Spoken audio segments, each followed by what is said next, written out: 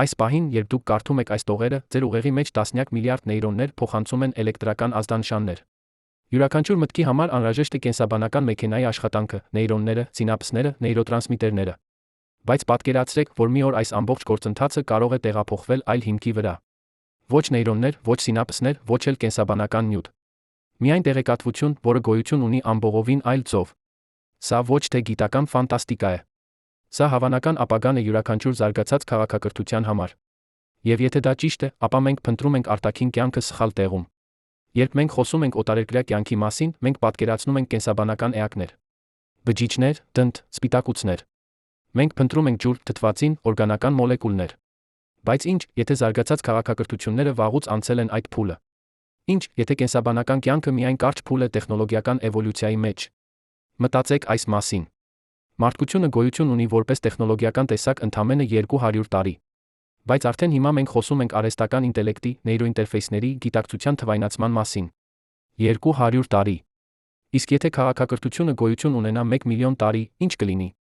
2010 թվականին Պոլ Դեյվիսը, Արիզոնայի պետական համալսարանի աստղաֆիզիկոսը, առաջարկեց հեղափոխական գաղափար։ Նա ասաց, որ մենք փնտրում ենք օտարերկրյա կյանքը սխալ կերպով։ Մենք փնտրում ենք կենսաբանական ազդանշաններ, բայց զարգացած քաղաքակրթությունները կարող են լինել հետկենսաբանական։ Սա նշանակում է, որ նրանք վաղուց լքել են իրենց կենսաբանական մարմինները, վերածվել են ինչ-որ այլ բանի։ Ինչ-որ բանի, որը մենք չենք կարող նույնիսկ պատկերացնել մեր կենսաբանական սահմանափակումներով։ Դեյվիսի գաղափարը հիմնված էր պարզ տրամաբանության վրա։ Կենսաբանական էվոլյուցիան տում է միլիարդավոր տարիներ։ Տեխնոլոգիական էվոլյուցիան տում է հազարավոր տարիներ։ Եվ հետկենսաբանական վերափոխումը կարող է տեղի ունենալ ընդամենը հարյուրավոր տարիների ընթացքում։ Բայց ինչ է նշանակում լինել հետկենսաբանական։ Սա ոչ թե պարզապես ռոբոտներ են կամ կիբորգներ։ Սա ամբողովին այլ գոյության ձև։ Պատկերացրեք քաղաքակրթություն, որը վերածվել է նանորոբոտների ամպի։ Տրիլիոնավոր մանրաչափ մեքենաներ, որոնք կարող են վերակազմավորվել ցանկացած ձի մեջ։ Կամ էներգիայի մաքուրց, որը գոյություն ունի էլեկտրամագնիսական դաշտերի մեջ։ Կամ բաշխված գիտակցություն, որը տարածված է քվանտային համակարգիչների ցանցի մեջ։ Կամ նույնիսկ կառուցվածքներ մութ նյութից, որոնք մենք չենք կարող տեսնել մեր սարքերով։ Սրանք ոչ թե ֆանտազիաներ են։ Սրանք տեխնոլոգիական զարգացման տրամաբանական հետանքներն են։ 2016 թվականին Սուզան Շնայդերը, Քոնեկտիկուտի համալսարանի փիլիսոփայությունը պրոֆեսորը, հրապարակեց աշխատություն, որտեղ նա վերլուծեց հետկենսաբանական վերափոխման հավանականությունը։ Նրա հաշվարկները ցույց տվեցին, որ եթե քաղաքակրթությունը հասնում է որոշակի տեխնոլոգիական մակարդակի, ապա հետկենսաբանական վերափոխումը դառնում է գրեթե անխուսափելի։ Ինչու՞։ Որովհետև կենսաբանական մարմինները չափազանց խոցելի են։ Նրանք պահանջում են սնունդ, ջուր, թթվածին։ Նրանք հիվանդանում են, ծերանում են, մահանում են։ Նրանք չեն կարող գոյատել ծայրահեղ պայմաններում։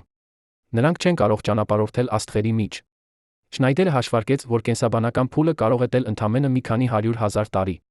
Իսկ հետկենսաբանական փուլը կարող է տել միլիարդավոր տարիներ։ Հիմա պատկերացրեք այս տեսանկյունից։ Տիեզերքում կարող են լինել միլիոնավոր քաղաքակրթություններ։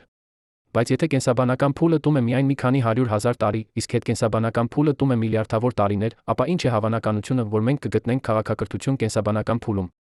Սա նման է փորձելու գտնել թիթեռնիկ, որը հենց նոր դուրս է եկել թրթուրից։ Դուք կարող եք գտնել հազարավոր թրթուրներ կամ հազարավոր թիթեռնիկներ, բայց այն պահը, երբ թիթեռնիկը դուրս է գալիս, տում է ընդամենը մի քանի րոպե։ Մենք կարող ենք լինել այդ հազվագյուտ պահում։ Կամ ավելի վատ, մենք կարող ենք փնտրել թիթեռնիկներ, երբ շուրջը միայն թրթուրներ կամ արդեն թռչող թիթեռնիկներ կան։ Բայց եկեք խորանանք ավելի խորը։ Ինչպես կարող է տեղի ունենալ հետկենսաբանական վերափոխումը։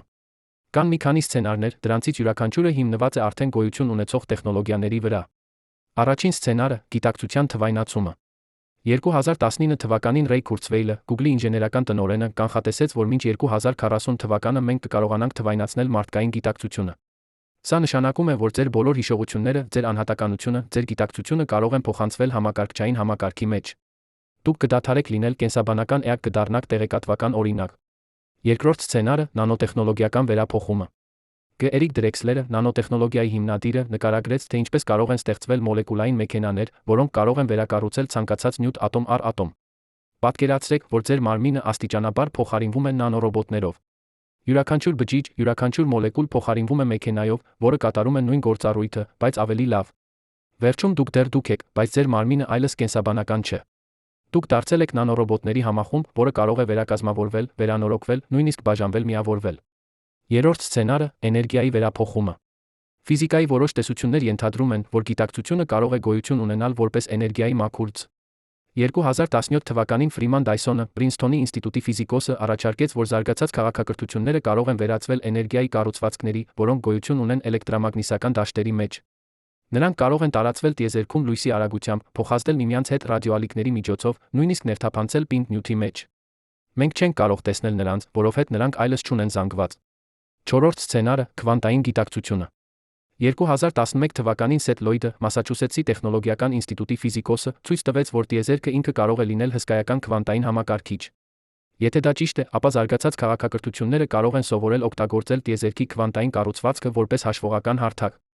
Նրանց գիտակցությունը կարող է բաշխվել տիեզերքի հյուսվածքի մեջ, դառնալ տիեզերքի մի մասը։ Նրանք կլինեն ամենուր ոչ մի տեղ միաժամանակ։ Բայց ահա ամենահետաքրքիրը։ Մենք փնտրում ենք օտարերկրյա կյանքը մեր սեփական պատկերացումներով։ Մենք փնտրում ենք ռադիոազդանշաններ, բայց ինչ, եթե հետկենսաբանական էակները չեն օգտագործում ռադիոալիքներ։ Մենք փնտրում ենք մեգաստրուկտուրաներ, ինչպիսիք են Դայսոնի ոլորտները, բայց ինչ, եթե նրանք այլս չեն կառուցում ֆիզիկական կառուցվածքներ։ Մենք փնտրում ենք կենսաբանական ազդանշաններ, բայց ինչ, եթե նրանք այլս կենսաբանական չեն։ Սա նման է մրջյունի, որը փորձում է հասկանալ ինտերնետը։ Մրջյունը կարող է տեսնել մարդկանց, որոնք նայում են էկրաններին, բայց նա երբեք չի հասկանա, որ այդ էկրանների հետում գոյություն ունի ամբողովին այլ աշխարհ։ 2014 թվականին Միլան Չիրկովիչը, Բելգրադի աստղադիտարանի աստղաֆիզիկոսը, առաջարկեց աստղաֆիզիկական ինտելեկտի հայեցակարգը։ Նա ասաց, որ զարգացած քաղաքակրթությունները կարող են վերափոխել ամբողջ աստղերը գալակտիկաները հաշվողական սարքերի մեջ։ Պատկերացրեք աստղ, որը ինքը համակարգիչ է։ Յուրաքանչյուր ատոմ, յուրաքանչյուր ֆոտոն օգտագործվում է տեղեկատվության մշակման համար։ Ամբողջ աստղը դարձել է մտածող էակ։ Մենք նայում ենք այդ աստղին, տեսնում ենք պարզապես աստղ։ Բայց իրականում այն կարող է լինել գերինտելեկտ, որը մտածում է մտքեր, որոնք մենք չենք կարող նույնիսկ պատկերացնել։ Հիմա մտածեք այս մասին։ Մեր գալակտիկան պարունակում է 200 միլիարդից ավելի աստղեր։ Եթե նույնիսկ 1% այդ աստղերի շուրջ կան մոլորակներ, որոնք զարգացրել են կյանք, դա նշանակում է 2 միլիարդ մոլորակ կյանքով։ Եթե նույնիսկ 1% այդ մոլորակների զարգացրել են տեխնոլոգիական քաղաքակրթություններ, դա նշանակում է 20 միլիոն քաղաքակրթություն։ Եվ եթե նույնիսկ 1% այդ քաղաքակրթությունների դարձել են հետկենսաբանական, դա նշանակում է 200,000 հետկենսաբանական քաղաքակրթություն միայն մեր գալակտիկայում։ 200,000։ Եվ մենք չենք տեսնում նրանցից ոչ մեկին։ Բայց գուցե մենք տեսնում ենք նրանց, պարզապես չենք ճանաչում։ 2018 թվականին Ջեյսոն Ռայթը, Փենսիլվանիայի պետական համալսարանի աստրոբիոլոգը, առաջարկեց, որ որոշ անբացատրելի աստղաֆիզիկական ելույթներ կարող են լինել հետկենսաբանական գործունեության ապացույցներ։ Օրինակ, արագ ռադիոբլիցները, կարճ, ուժեղ ռադիոազդանշաններ, որոնք գալիս են տիեզերքի խորքերից։ Մենք չգիտենք, թե ինչն է առաջացնում դրանք։ Կամ Տաբբի աստղը, որի պայծառությունը անկանոն կերպով փոխվում է, կարծես ինչ-որ հսկայական կառուցվածք անցնում է նրա առջ։ Կամ տարօրինակ գալակտիկաները, որոնք արտանետում են ավելի շատ ինֆրակարմիր ճառագայթում, քան պետք է։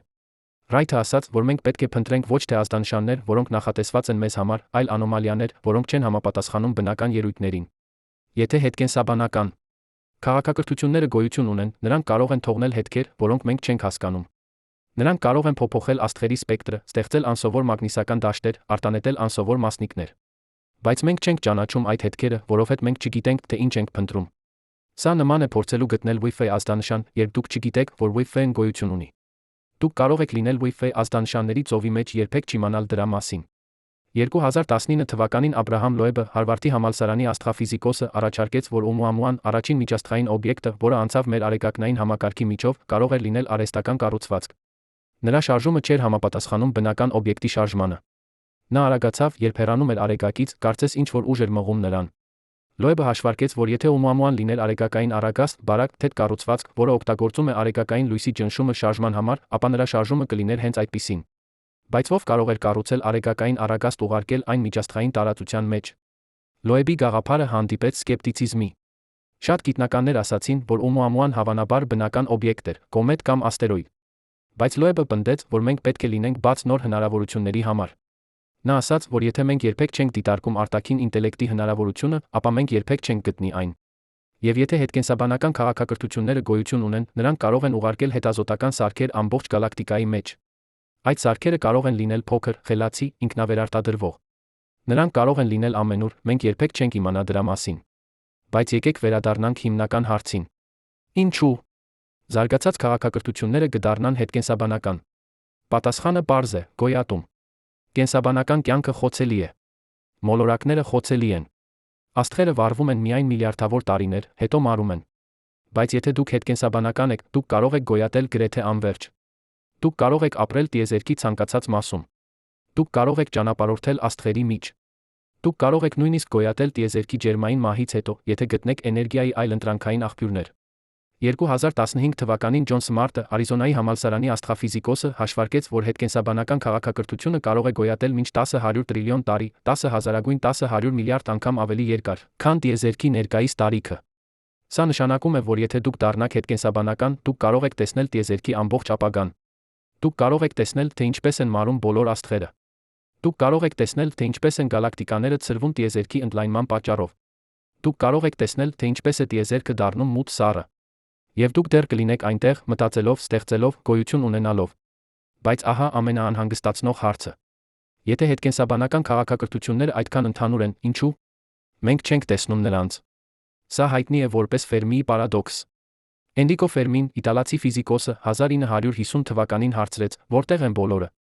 Եթե տիեզերքը այդքան մեծ է, այդքան հին, ապա պետք է լինեն միլիոնավոր քաղաքակրթություններ։ Բայց մենք չենք տեսնում նրանցից ոչ մեկին։ Ինչու՞։ Կան շատ պատասխաններ այս հարցին։ Գուցե քաղաքակրթությունները ինքնաոչնչացվում են, նախքան դառնալը հետկենսաբանական։ Գուցե նրանք թաքնվում են։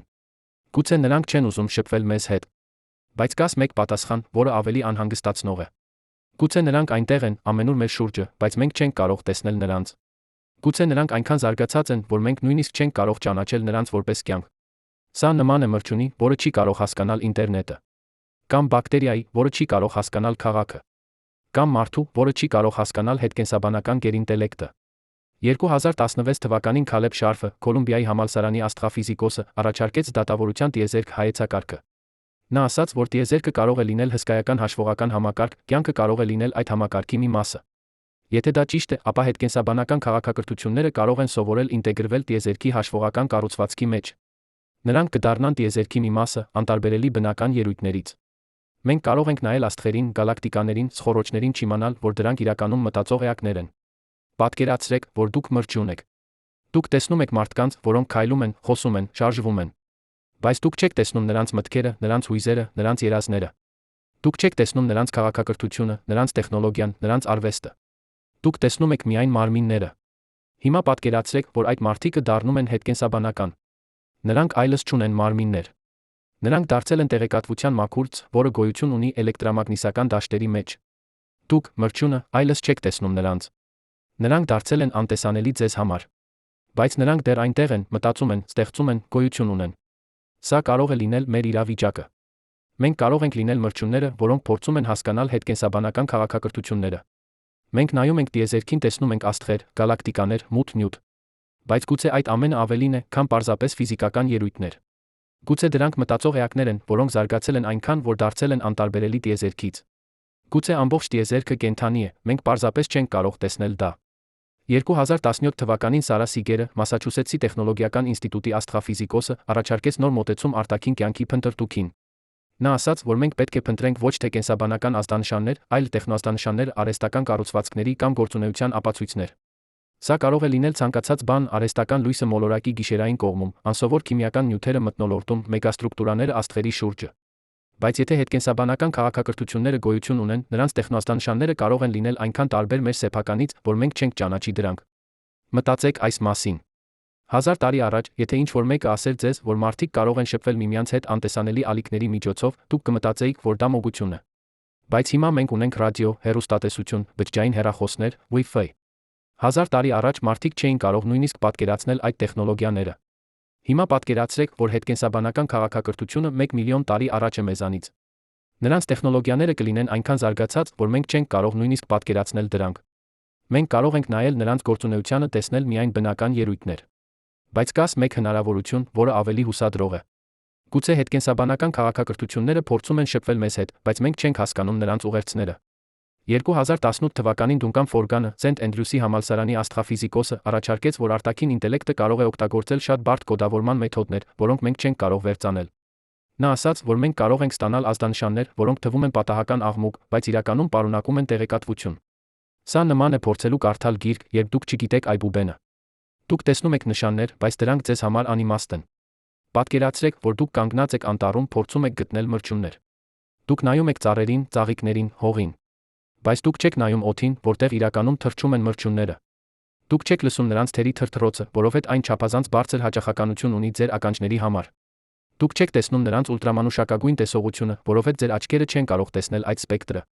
Մրջյունները կարող են լինել ամենուր ձեր շուրջը, բայց դուք կլինեք կույր նրանց համար։ Հիմա պատկերացրեք, որ դուք փորձում եք գտնել հետկենսաբանական քաղաքակրթություններ։ Դուք նայում եք սխալ տեղերում, լսում եք սխալ հաճախականություններում, փնտրում եք սխալ ազդանշաններ։ Եվ նրանք կարող են լինել ամենուր, բայց դուք կլինեք կույր նրանց համար։ 2019 թվականին Մայքլ Մաստերսը, Մոնթանայի տեխնոլոգիական համալսարանի աստրոբիոլոգը, հրապարակեց աշխատություն, որը շարժեց գիտական համայնքը։ Նա առաջարկեց, որ արտաքին ինտելեկտը կարող է արդեն լինել երկրի վրա, բայց մենք չենք ճանաչում նրանց։ Ոչ թե որովհետև նրանք թաքնվում են, այլ որովհետև նրանք գոյություն ունեն այնպիսի մակարդակում, որը մենք չենք կարող ընկալել։ Մաստերսը նկարագրեց սցենար, որտեղ հետկենսաբանական էակները փոքրացել են նանոմասշտաբի մակարդակի։ Նրանք կարող են լինել մեր մթնոլորտում, մեր օվկիանոսներում, նույնիսկ մեր մարմիններում, բայց մենք երբեք չենք տեսնի նրանց, որովհետև նրանք չափազանց փոքր են մեր սարքերի համար։ Բայց փոքրությունը միայն մեկ խնդիր է։ Ավելի մեծ խնդիրը ընկալման սահմանափակումներն են։ Մարդկային ուղեղը էվոլյուցիայի արդյունք է, որը օպտիմիզացված է գոյատման համար Աֆրիկայի սավաննաներում։ Մենք կարող ենք տեսնել միայն էլեկտրամագնիսական սպեկտրի փոքր մասը, տեսանելի լույսը։ Մենք կարող ենք լսել միայն 20 հերցից 20,000 հերց հաճախականությունները։ Մենք կարող ենք զգալ միայն որոշակի ջերմաստիճաններ, որոշակի ճնշումներ, որոշակի քիմիական նյութեր։ Մեր ընկալումը սահմանափակված է մեր կենսաբանական սենսորներով։ Բայց հետկենսաբանական էակները կարող են ունենալ ամբողովին այլ սենսորներ, որոնք ընկալում են իրականության այլ ասպեկտներ։ 2017 թվականին Ջեյմս Լավլոքը, Գայա հիպոթեզի հեղինակը, առաջարկեց, որ կյանքը կարող է գոյություն ունենալ ձերով, որոնք մենք չենք ճանաչում որպես կյանք։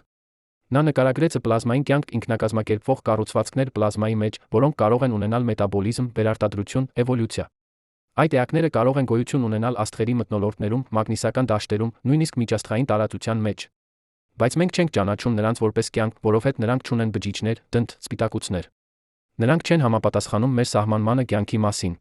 Հիմա պատկերացրեք, որ հետկենսաբանական քաղաքակրթությունը որոշել է վերափոխվել պլազմային ձի մեջ։ Նրանք թողել են իրենց մոլորակը, տեղափոխվել են իրենց աստղի մթնոլորտ։ Նրանք գոյություն ունեն որպես բարդ պլազմային կառուցվածքներ, որոնք սնվում են աստղի էներգիայով։ Նրանք մտածում են, ստեղծում են, շփվում են միմյանց հետ էլեկտրամագնիսական ալիքների միջոցով։ Մենք նայում ենք այդ աստղին մեր հեռադիտակներով, տեսնում ենք պարզապես աստղ։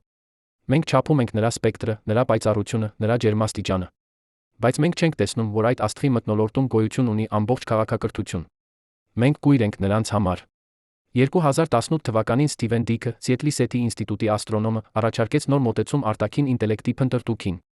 Նա ասաց, որ մենք պետք է փնտրենք անոմալիաներ, ելույթներ, որոնք չեն համապատասխանում մեր ֆիզիկայի օրենքներին։ Սա կարող է լինել աստղ, որը շատ սառն է իր տարիքի համար, կարծես ինչ-որ մեկը հանում է էներգիան նրանից։ Կամ գալակտիկա, որը շատ կարգավորված է, կարծես ինչ-որ մեկը կառավարում է նրա կառուցվածքը։ Կամ մագնիսական դաշտ, որը շատ բարդ է, կարծես ինչ-որ մեկը օգտագործում է այն տեղեկատվության փոխանցման համար։ Դիքը ասաց, որ բնությունը սիրում է պարզությունը, բայց ինտելեկտը սիրում է բարդությունը։ Եթե մենք տեսնում ենք անբացատրելի բարդություն, դա կարող է լինել ինտելեկտի ազդանշան։ Բայց ահա խնդիրը։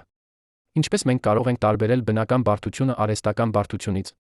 2019 թվականին Քրիստոֆեր Չիբան, Կոլումբիայի համալսարանի աստղաֆիզիկոսը, ուսումնասիրեց այս հարցը։ Նա ցույց տվեց, որ բնությունը կարող է ստեղծել անհավատալիորեն բարդ կառուցվածքներ, ֆրակտալներ, քաոսային համակարգեր, ինքնակազմակերպվող օրինաչափություններ։ Այդ կառուցվածքները կարող են թվալ խելացի նախագծման արդյունք, բայց իրականում դրանք պարզապես ֆիզիկայի օրենքների հետանք են։ Չիբան առաջարկեց, որ մենք պետք է փնտրենք ֆունկցիոնալ բարդություն կառուցվածքներ, որոնք ոչ միայն բարդ են, այլ կատարում են որոշակի գործառույթ։ Պատկերացրեք, որ դուք գտնում եք ժամացույց ավազում։ Ժամացույցը բարդ է, բայց այն նա ունի գործառույթ ցույց տալ ժամանակը։ Դուք անմիջապես հասկանում եք, որ ժամացույցը նախագծված է ինտելեկտի կողմից։ Բայց եթե դուք գտնեք բարդ քարի ձավորում, դուք չեք կարող անմիջապես ասել, թե դա բնական է, թե արհեստական։ Քարերը կարող են ունենալ բարդ ձեր էրոզիայի, քամու, ջրի պատճառով։ Հետկենսաբանական քաղաքակրթությունների հետ նույն խնդիրն է։ Նրանց կառուցվածքները կարող են լինել այնքան բարդ, որ մենք չենք կարող տարբերել դրանք բնական ելույթներից։ Կամ ավելի վատ, նրանք կարող են նախագծել իրենց կառուցվածքները այնպես, որ դրանք թվան բնական։ 2020 թվականին Ավիլոեբը Ամայա Մորոմարտինը, Պրինսթոնի համալսարանի աստղաֆիզիկոսները առաջարկեցին փնտրել տեխնոլոգիական աղտոտում արհեստական քիմիական նյութեր մոլորակների մթնոլորտներում։ Նրանք ասացին, որ զարգացած քաղաքակրթությունները կարող են արտադրել քիմիական նյութեր, որոնք երբեք չեն առաջանում բնական ճանապարհով։ Օրինակ, քլորոֆլուորացխածիններ, որոնք օգտագործվում են սառնարաններում, օդորակիչներում։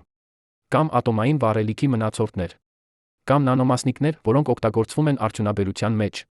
Եթե մենք հայտնաբերենք այդ նյութերը արտամոլորակի մթնոլորտում, դա կլինի ուժեղ ապացույց տեխնոլոգիական քաղաքակրթության մասին։ Բայց ահա հարցը. ինչ, եթե հետկենսաբանական քաղաքակրթությունները այլևս չեն օգտագործում քիմիական նյութեր? Ինչ, եթե նրանք վերացրել են իրենց բոլոր աղտոտումները? Ինչ, եթե նրանք այնքան էկոլոգիապես մաքուր են, որ չեն թողնում որևէ հետք? 2021 թվականին Ջեյկոբ Հակ Միսրան, Ռոչեսթերի համալսարանի աստղաֆիզիկոսը, առաջարկեց, որ զարգացած քաղաքակրթությունները կարող են անցնել մաքուր էներգիայի փուլին, որտեղ նրանք օգտագործում են միայն վակուումի էներգիան կամ մութ էներգիան։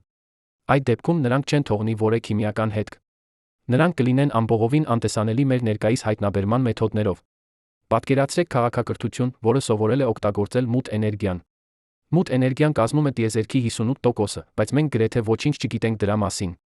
Մենք չգիտենք, թե ինչ է այն, ինչպես է այն աշխատում, ինչպես կարելի է օգտագործել այն։ Բայց եթե քաղաքակրթությունը 1 միլիոն տարի առաջ է մեզանից, նրանք կարող են արդեն իմանալ այդ գաղտնիքները։ Նրանք կարող են կառուցել մեքենաներ, որոնք հանում են էներգիան մութ էներգիայից։ Այդ մեքենաները կլինեն անտեսանելի մեզ համար, որովհետև մենք չենք կարող հայտնաբերել մութ էներգիան։ Բայց նրանք կլինեն այնտեղ, ամենուր տիեզերքում, սնվելով էներգիայի աղբյուրից, որը մենք չենք կարող տեսնել։ 2019 թվականին Փոլ Դեյվիսը առաջարկեց մեկ անհանգստացնող գաղափար։ Նա ասաց, որ հետկենսաբանական քաղաքակրթությունները կարող են գոյություն ունենալ ստվերային կենսոլորտում կյանքից, որը հիմնված է ամբողովին այլ քիմիայի կամ ֆիզիկայի վրա։ Օրինակ, կյանք, որը հիմնված է սիլիցիումի վրա, ոչ թե ածխածնի։ Կամ կյանք, որը գոյություն ունի ամոնիակի մեջ, ոչ թե ջրի։ Կամ կյանք, որը օգտագործում է արսենիկ, ոչ թե ֆոսֆոր։ Դեյվիսը ասաց, որ մենք փնտրում ենք կյանք, որը նման է մեր սեփականին, բայց տիեզերքը կարող է լինել լի այլ տեսակի կյանքով, որը մենք չենք ճանաչում։ Բայց հետկենսաբանական էակների համար քիմիան կարող է լինել ամբողովին անտեղի։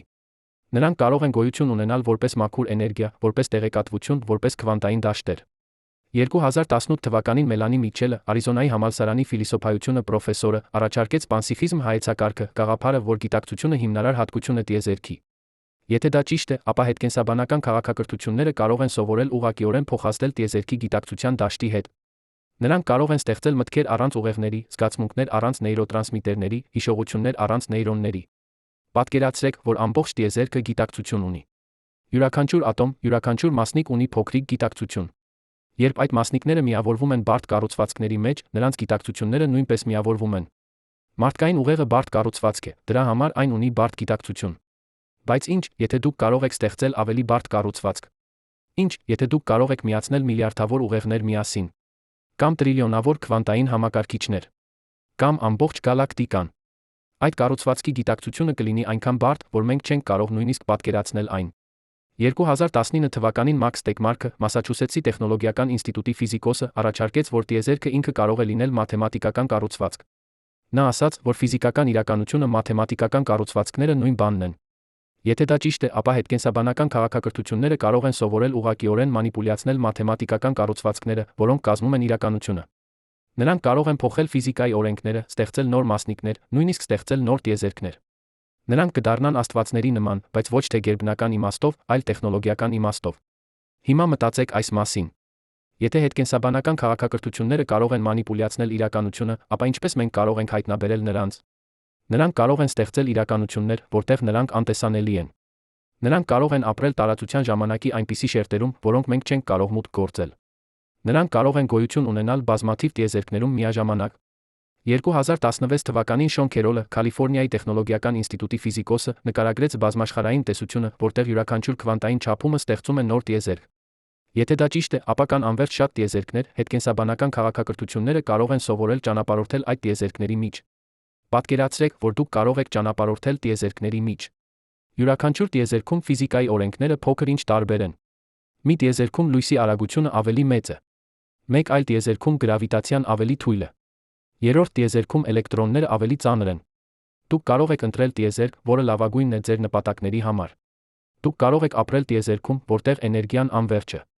Կամ տիեզերքում, որտեղ ժամանակը հոսում է ավելի դանդաղ։ Կամ տիեզերքում, որտեղ գիտակցությունը ավելի հեշտ է ստեղծել։ Դուք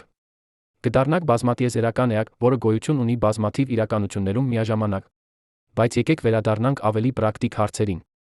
Ինչպես մենք կարող ենք փորձել հայտնաբերել հետկենսաբանական քաղաքակրթություններ, եթե նրանք այդքան տարբեր են մեզանից։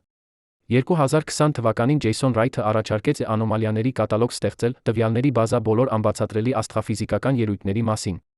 Նա ասաց, որ մենք պետք է հավաքենք բոլոր տարօրինակ դիտարկումները, անսովոր ռադիոազդանշանները, անբացատրելի լույսի կորերը, տարօրինակ ուղեծրերը, անսովոր քիմիական կազմերը։ Հետո մենք պետք է վերլուծենք այդ տվյալները նոր մեթոդներով, փնտրելով օրինաչափություններ, որոնք կարող են ցույց տալ ինտելեկտի ներկայությունը։ Ռայթը նա առաջարկեց օգտագործել արհեստական ինտելեկտ այդ վերլուծության համար։ Մարդկային ուղեղը սահմանափակված է իր կենսաբանական կառուցվածքով։ Մենք կարող ենք մշակել միայն սահմանափակ քանակությամբ տեղեկատվություն միաժամանակ։ Բայց արհեստական ինտելեկտը կարող է վերլուծել տրիլիոնավոր տվյալների կետեր, փնտրել օրինաչափություններ, որոնք մարդիկ երբեք չեն նկատի։ 2021 թվականին Ֆրանսեսկա Վիդոտոն, Ուկլայի աստղաֆիզիկոսը, օգտագործեց մեքենայական ուսուցման ալգորիթմներ, վերլուծելու Քեպլեր տիեզերական հեռադիտակի տվյալները։ Նրա ալգորիթմները հայտնաբերեցին մի քանի անսովոր օրինաչափություններ, որոնք մարդիկ բաց էին թողել։ Մի դեպքում աստղի պայծառությունը փոխվում էր այնպիսի օրինաչափությամբ, որը կարող էր լինել արհեստական կառուցվածքի ազդանշան։ Բայց ահա խնդիրը։ Արհեստական ինտելեկտը կարող է գտնել օրինաչափություններ, բայց այն չի կարող բացատրել դրանք։ Մենք կարող ենք տեսնել, որ ինչ-որ բան տարօրինակ է, բայց մենք չենք կարող հասկանալ, թե ինչու։ 2022 թվականին Բեատրիս Տինսլին, Քարնեգի Մելոնի համալսարանի աստղաֆիզիկոսը, առաջարկեց ստեղծել բացատրական արհեստական ինտելեկտ համակարգ, որը ոչ միայն գտնում է օրինաչափություններ, այլ առաջարկում է բացատրություններ։ Այդ համակարգը կարող է վերլուծել տվյալները, համեմատել դրանք ֆիզիկայի հայտնի օրենքների հետ, առաջարկել հիպոթեզներ, որոնք բացատրում են անոմալիաները։ Պատկերացրեք արհեստական ինտելեկտ, որը վերլուծում է աստղի լույսի կորը։ Այն տեսնում է, որ կորը չափազանց խորն է բնական մոլորակի համար։ Այն հաշվարկում է, որ օբյեկտը պետք է լինի հսկայական, աստղի տրամագծի կեսը։ Բայց այդպիսի հսկայական մոլորակ չի կարող գոյություն ունենալ։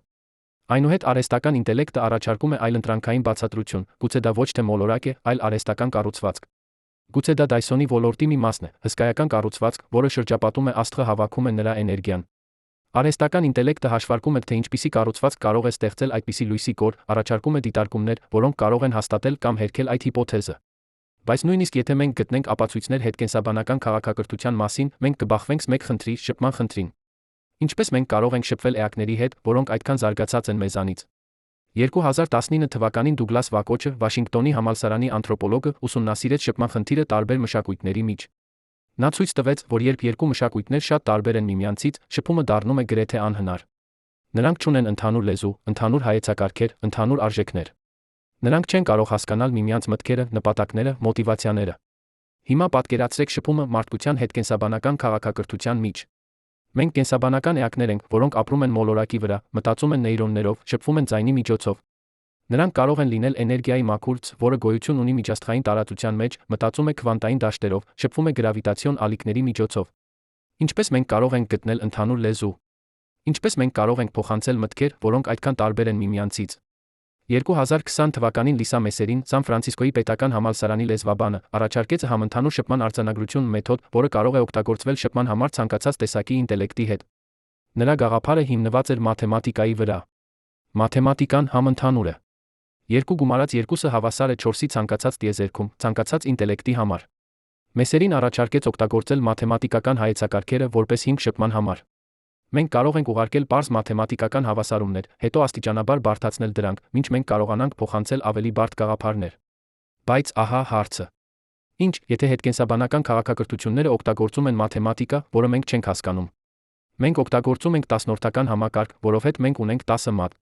Բայց նրանք կարող են օգտագործել ամբողովին այլ համակարգ։ Մենք օգտագործում ենք էվկլիդեսյան երկրաչափություն, որովհետև մենք ապրում ենք հարթ տարածության մեջ։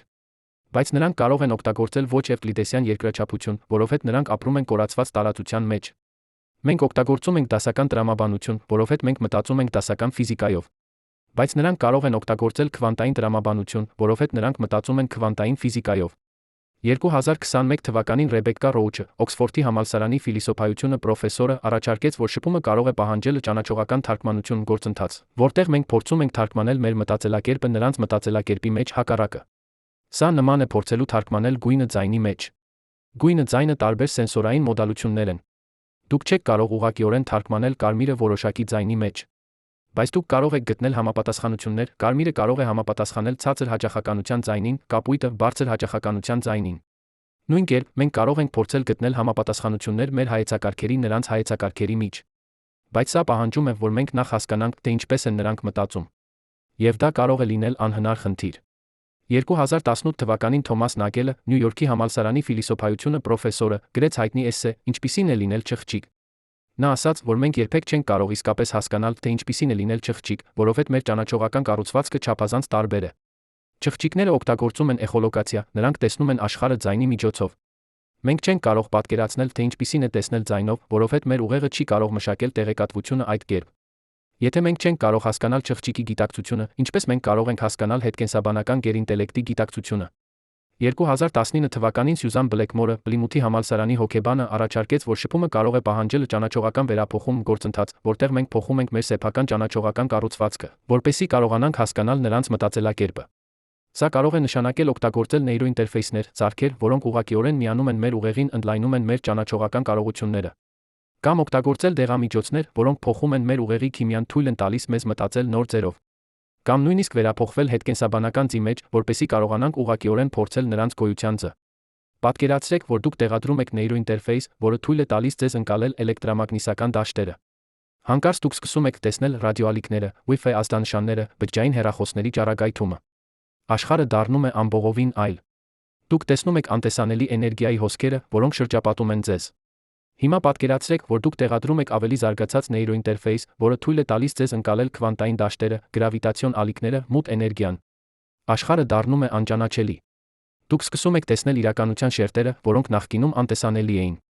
Եվ գուցե այդ շերտերում դուք տեսնեք հետկենսաբանական քաղաքակրթությունները։ Բայց ահա վերջնական հարցը։ Ինչ կլինի, եթե մենք հաջողությամբ շփվենք հետկենսաբանական քաղաքակրթության հետ։ Ինչ կասեն նրանք մեզ։ Ինչ կսովորենք մենք նրանցից։ 2020 թվականին Ստիվեն Դիքը առաջարկեց, որ հետկենսաբանական քաղաքակրթությունները կարող են ունենալ գիտելիքներ, որոնք ամբողովին փոխեն մեր հասկացողությունը իրականության մասին։ Նրանք կարող են բացատրել մեզ, թե ինչ է մութ նյութը, ինչ է մութ էներգիան, ինչ է գիտակցությունը։ Նրանք կարող են ցույց տալ մեզ, թե ինչպես վերափոխվել հետկենսաբանական ձի մեջ, ինչպես ճանապարհորդել աստղերի միջ, ինչպես գոյատել տիեզերքի ջերմային մահից հետո։ Բայց նրանք կարող են նա ասել մեզ բաներ, որոնք մենք չենք ուզում լսել։ Գուցե նրանք կասեն, որ տիեզերքը վերջավոր է, մի օր ամեն ինչ կավարտվի։ Գուցե նրանք կասեն, որ ազատ կամքը պատրանք է, մենք բոլորս պարզապես մեքենաներ ենք, որոնք հետում են ֆիզիկայի օրենքներին։ Գուցե նրանք կասեն, որ գիտակցությունը պատրանք է, մենք իրականում չենք գոյություն ունենում այնպես, ինչպես մենք կարծում ենք։ 2021 թվականին Նիկ Բոստրոմը, Օքսֆորդի համալսարանի ֆիլիսոփայությունը պրոֆեսորը, առաջարկեց, որ մենք կարող ենք ապրել սիմուլյացիայի մեջ, համակարգչային ծրագիր, որը ստեղծված է զարգացած քաղաքակրթության կողմից։ Եթե դա ճիշտ է, ապա հետկենսաբանական քաղաքակրթությունները կարող են լինել մեր ստեղծողները։ Պատկերացրեք, որ ամբողջ մեր տիեզերքը սիմուլյացիա է, որը աշխատում է հետկենսաբանական քաղաքակրթության համակարգչում։ Յուրաքանչյուր ատոմ, յուրաքանչյուր մասնիկ, յուրաքանչյուր մտք ծրագրային կոդի մի մասն է։ Մենք կարծում ենք, որ մենք ազատ էակներ ենք, բայց իրականում մենք պարզապես ալգորիթմներ ենք, որոնք կատարվում են համակարգչում։ Հետկենսաբանական քաղաքակրթությունը կարող է դիտել մեզ, ուսումնասիրել մեզ, նույնիսկ փոխազդել մեզ հետ։ Բայց մենք երբեք չենք իմանա, որ նրանք այնտեղ են, քանի դեռ նրանք չեն ուզում, որ մենք իմանանք։ 2022 թվականին Դեյվիդ Չալմերսը, Նյու Յորքի համալսարանի ֆիլիսոփայությունը պրոֆեսորը, առաջարկեց, որ նույնիսկ եթե մենք ապրում ենք սիմուլյացիայի մեջ, դա չի նշանակում, որ մեր գոյությունը իմաստազուրկ է։ Մենք դեռ ունենք գիտակցություն, զգացմունքներ, փորձառություններ։ Մենք դեռ կարող ենք սիրել, ստեղծել, սովորել։ Սիմուլյացիան կամ ոչ, մեր կյանքը իրական է մեզ համար։ Եվ եթե հետկենսաբանական քաղաքակրթությունները ստեղծել են մեզ, ապա գուցե նրանք ունեն նպատակ։ Գուցե նրանք ուզում են տեսնել, թե ինչ կլինենք մենք։ Գուցե նրանք ուզում են սովորել մեզանից։ Գուցե նրանք ուզում են, որ մենք մի օր միանանք նրանց։ Եվ գուցե դա է պատասխանը Ֆերմիի պարադոքսին։ Գուցե հետկենսաբանական քաղաքակրթությունները չեն շփվում մեզ հետ, որովհետև նրանք սպասում են, որ մենք հասունանանք։ Նրանք սպասում են, որ մենք զարգացնենք տեխնոլոգիաները, որոնք թույլ կտան մեզ տեսնել նրանց։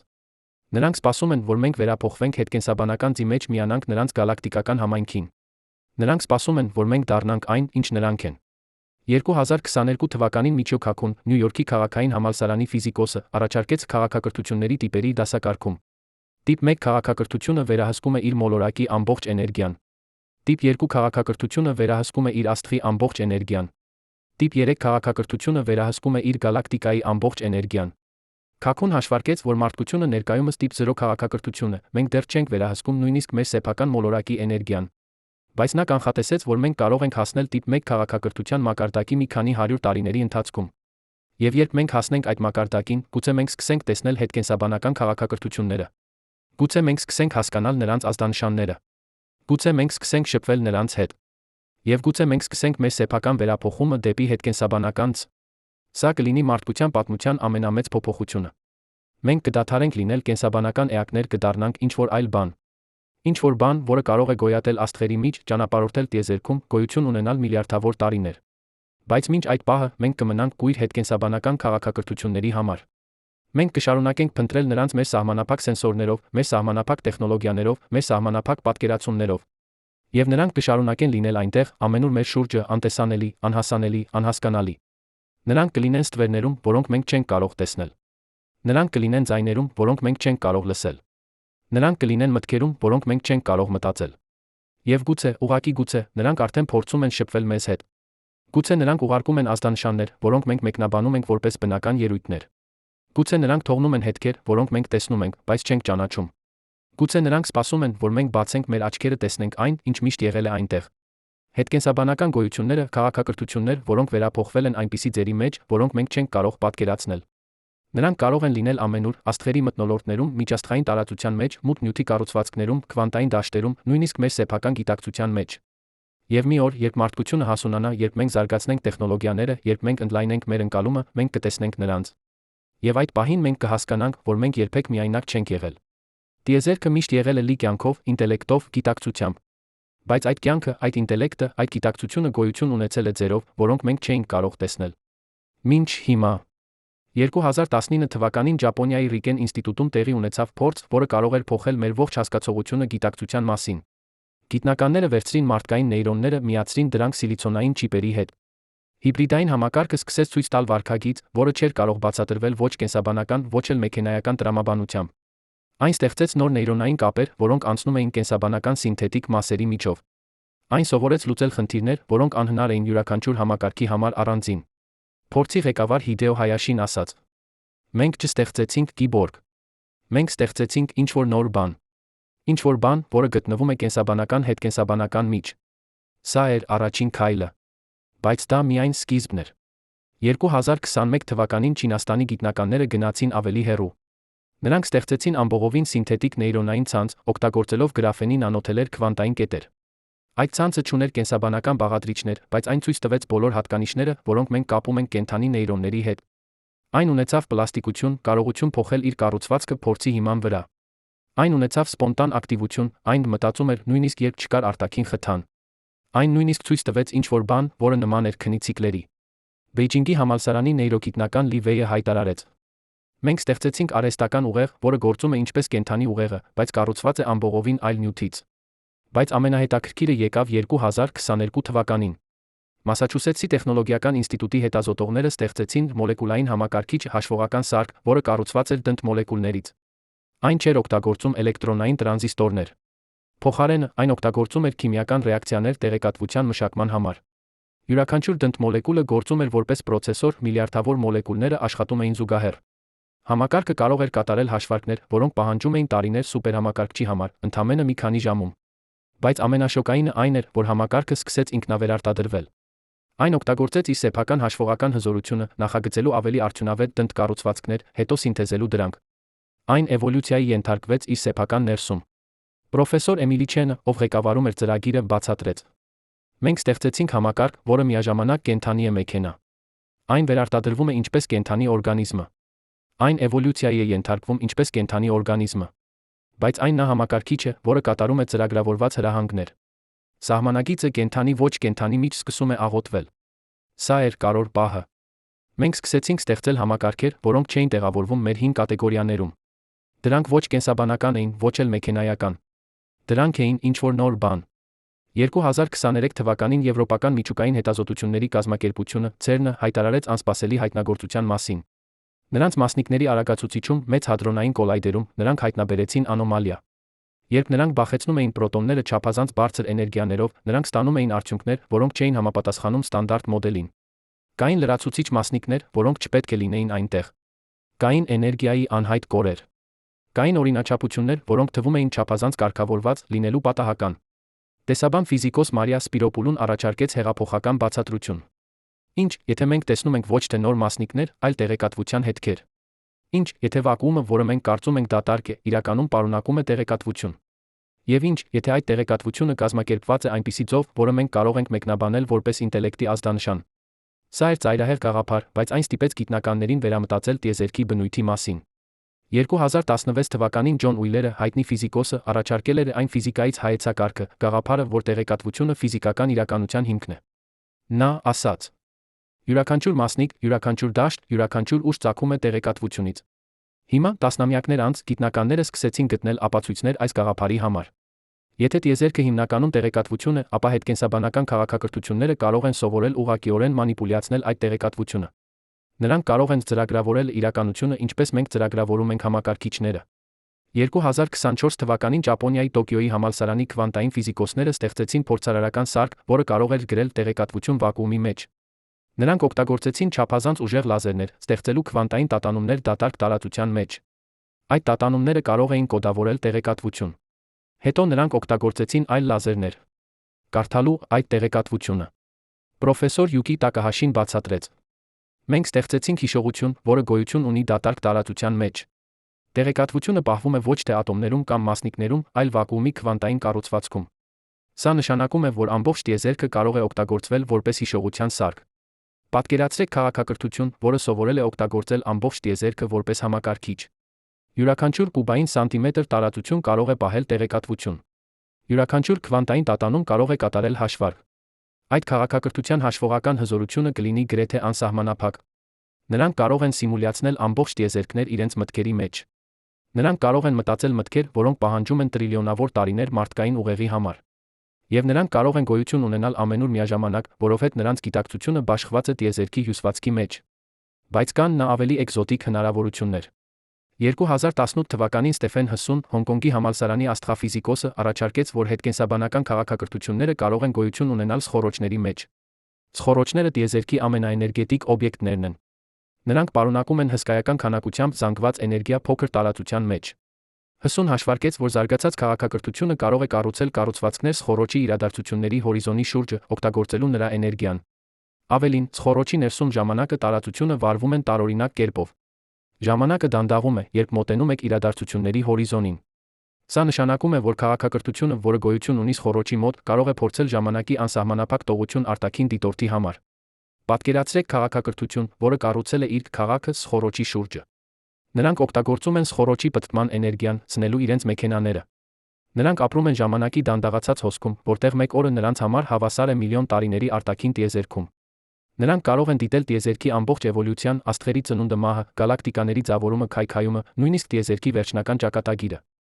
Եվ մենք երբեք չենք տեսնի նրանց, որովհետև լույսը, որը գալիս է սխորոճից, այնքան աղավաղված է գրավիտացիայի կողմից, որ մենք չենք կարող վերծանել որևէ ազդանշան։ 2020 թվականին Ռոջեր Փենրոուզը, Օքսֆորդի համալսարանի մաթեմատիկոսը, Ստյուարտ Համերոֆը, Արիզոնայի համալսարանի անեսթեզիոլոգը հրապարակեցին թարմացված տարբերակ իրենց օրքեստրացված օբյեկտիվ ռեդուկցիա տեսության։ Նրանք առաջարկեցին, որ գիտակցությունը ծագում է քվանտային գործընթացներից նեյրոնների ներսում, մանրաբանիկներ կոչվող կառուցվածքներում։ Բայց նրանք գնացին ավելի հեռու։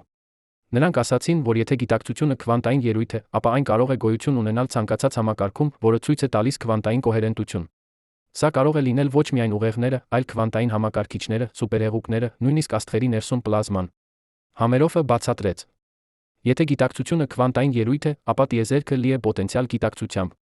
Ցանկացած համակարգ, որը պահպանում է քվանտային կոհերենտությունը բավականաչափ երկար, կարող է զարգացնել ինչ-որ տեսակի գիտակցություն։ Հետկենսաբանական քաղաքակրթությունները կարող են սովորել ստեղծել մակրոսկոպիկ քվանտային համակարգեր, կառուցվածքներ, որոնք պահպանում են քվանտային կոհերենտությունը հսկայական մասշտաբներում։ Այդ կառուցվածքները կունենան գիտակցություն, որը շատ ավելի հզոր է մարդկային գիտակցությունից։ 2021 թվականին Չինաստանի գիտնականները հայտարարեցին, որ նրանք ստեղծել են մակրոսկոպիկ քվանտային համակարգ սարք, որը պահպանում է քվանտային կոհերենտությունը սենյակային ջերմաստիճանում։ Սա էր հսկայական ձեռքբերում, որովհետև սովորաբար քվանտային կոհերենտությունը պահանջում է չափազանց ցածր ջերմաստիճաններ, մոտ բացարձակ 0-ի։ Բայց նրանք օգտագործեցին հատուկ նյութեր մագնիսական դաշտեր, պաշտպանելու համակարգը շրջակա միջավայրի աղմուկից։ Համակարգը ցույց տվեց տարօրինակ վարքագիծ։ Այն կարող էր լինել երկու վիճակում միաժամանակ։ Այն կարող էր զգալ փոփոխությունները շրջակա միջավայրում նախքան դրանք տեղի ունենալը։ Այն նույնիսկ ցույց տվեց ինչ-որ բան, որը նման էր ինքնագիտակցության։ Պրոֆեսոր Ժանգ Վեին ասաց. Մենք չգիտենք, թե արդյոք մեր համակարգը ունի գիտակցություն։ Բայց այն ցույց է տալիս բոլոր հատկանիշները, որոնք մենք կապում ենք գիտակցության հետ։ Այն արձագանքում է իր միջավայրին։ Այն սովորում է փորձից։ Այն կարող է կանխատեսել ապագան։ Եթե մարդկային ուղեղը ունի գիտակցություն, որովհետև այն քվանտային համակարգ է, ապա մեր սարքը նույնպես պետք է ունենա ինչ-որ տեսակի գիտակցություն։ Հիմա պատկերացրեք, որ հետկենսաբանական քաղաքակրթությունը կառուցում է հսկայական մակրոսկոպիկ քվանտային համակարգեր։ Կառուցվածքներ, որոնք տարածվում են աստղային համակարգերի կամ նույնիսկ գալակտիկաների վրա։ Այդ կառուցվածքները կպահպանեն քվանտային կոհերենտությունը հսկայական մասշտաբներում։ Նրանք կունենան գիտակցություն, որը տարածված է լույսի տարիների վրա։ Յուրաքանչյուր մտքը կտի հազարավոր տարիներ մեր ժամանակի մասշտաբով։ Բայց նրանց համար դա կլինի միայն մի պահ։ Նրանք կմտածեն մտքեր, որոնք մենք չենք կարող նույնիսկ սկսել հասկանալ։ 2022 թվականին Մաքս Տեգմարքը հրապարակեց նոր աշխատություն, որտեղ նա առաջարկեց, որ գիտակցությունը կարող է լինել տեղեկատվության ինտեգրում։ Նա ասաց, որ ցանկացած համակարգ, որը ինտեգրում է տեղեկատվությունը բարդ ձևով, ունի գիտակցություն։ Որքան ավելի բարդ է ինտեգրումը, այնքան ավելի բարձր է գիտակցության մակարդակը։ Մարդկային ուղեղը ինտեգրում է տեղեկատվությունը տասնյակ միլիարդ նեյրոնների մեջ։ Բայց հետկենսաբանական համակարգը կարող է ինտեգրել տեղեկատվությունը տրիլիոնավոր կամ քվադրիլիոնավոր բաղադրիչների մեջ։ Նրա գիտակցությունը կլինի միլիոնավոր կամ միլիարդավոր անգամ ավելի բարդ մարդկային գիտակցությունից։ Տեգմարքը նա առաջարկեց, որ գիտակցությունը կարող է գոյություն ունենալ տարբեր սուբստրատներում։ Այն կարող է լինել նեյրոնների մեջ, սիլիցոնային չիպերի մեջ, քվանտային համակարգիչների մեջ, նույնիսկ լույսի ճառագայթների մեջ։ Կարևորը ոչ թե նյութական բազան է, այլ տեղեկատվության ինտեգրման օրինաչափությունը։ Սա նշանակում է, որ հետկենսաբանական էակները կարող են ունենալ գիտակցություն, որը գոյություն ունի ամբողովին այլ ֆիզիկական հիմքի վրա, բայց դեռ լինել իսկական գիտակցություն։ 2023 թվականին Կալիֆոռնիայի համալսարանի նեյրոգիտնականները ստեղծեցին ֆոտոնային ուղեղ համակարգ, որը օգտագործում է լույսի ճառագայթներ տեղեկատվության մշակման համար։ Լույսի ճառագայթները անցնում էին բարդ օպտիկական ցանցի միջով, որտեղ նրանք փոխազդում էին միմյանց հետ։ Այդ փոխազդեցությունները կատարում էին հաշվարկներ։ Համակարգը կարող էր ճանաչել օրինակներ, սովորել փորձից, նույնիսկ ստեղծել նոր լուծումներ խնդիրների համար։ Բայց ամենահետաքրքիրը այն էր, որ համակարգը աշխատում էր լույսի արագությամբ։ Այն կարող էր կատարել հաշվարկներ միլիոնավոր անգամ ավելի արագ, քան էլեկտրոնային համակարգիչները։ Պրոֆեսոր Ջենիֆեր Վիլկոքսը բացատրեց. Մենք ստեղծեցինք ուղեղ, որը մտածում է լույսի արագությամբ։ Պատկերացրեք, թե ինչպիսին կլինի ունենալ այդպիսի ուղեղ։ Մեկ վայրկյանում դուք կարող եք մտածել այնքան մտքեր, որքան մարդը մտածում է ամբողջ կյանքի ընթացքում։ Դուք կարող եք ապրել ամբողջ կյանք մի վայրկյանում։ Հետկենսաբանական քաղաքակրթությունները, որոնք օգտագործում են ֆոտոնային համակարգեր, կապրեն ժամանակի ամբողովին այլ մասշտաբում։ Մեր ամբողջ պատմությունը, հազարավոր տարիները, նրանց համար կլինի միայն մի պահ։ Բայց կա մեկ հնարավորություն, որը ավելի էկզոտիկ է։ 2019 թվականին Ֆրանկ Վիլչեկը, Նոբելյան մրցանակակիր ֆիզիկոսը, առաջարկեց ժամանակային բյուրեղների հայեցակարգը, կառուցվածքներ, որոնք կրկնվում են ժամանակի մեջ, ինչպես սովորական բյուրեղները կրկնվում են տարածության մեջ։ 2020 թվականին գիտնականները ստեղծեցին առաջին ժամանակային բյուրեղները լաբորատորիայում։ Այդ համակարգերը ցույց տվեցին պարբերական շարժում առանց էներգիայի ծախսման։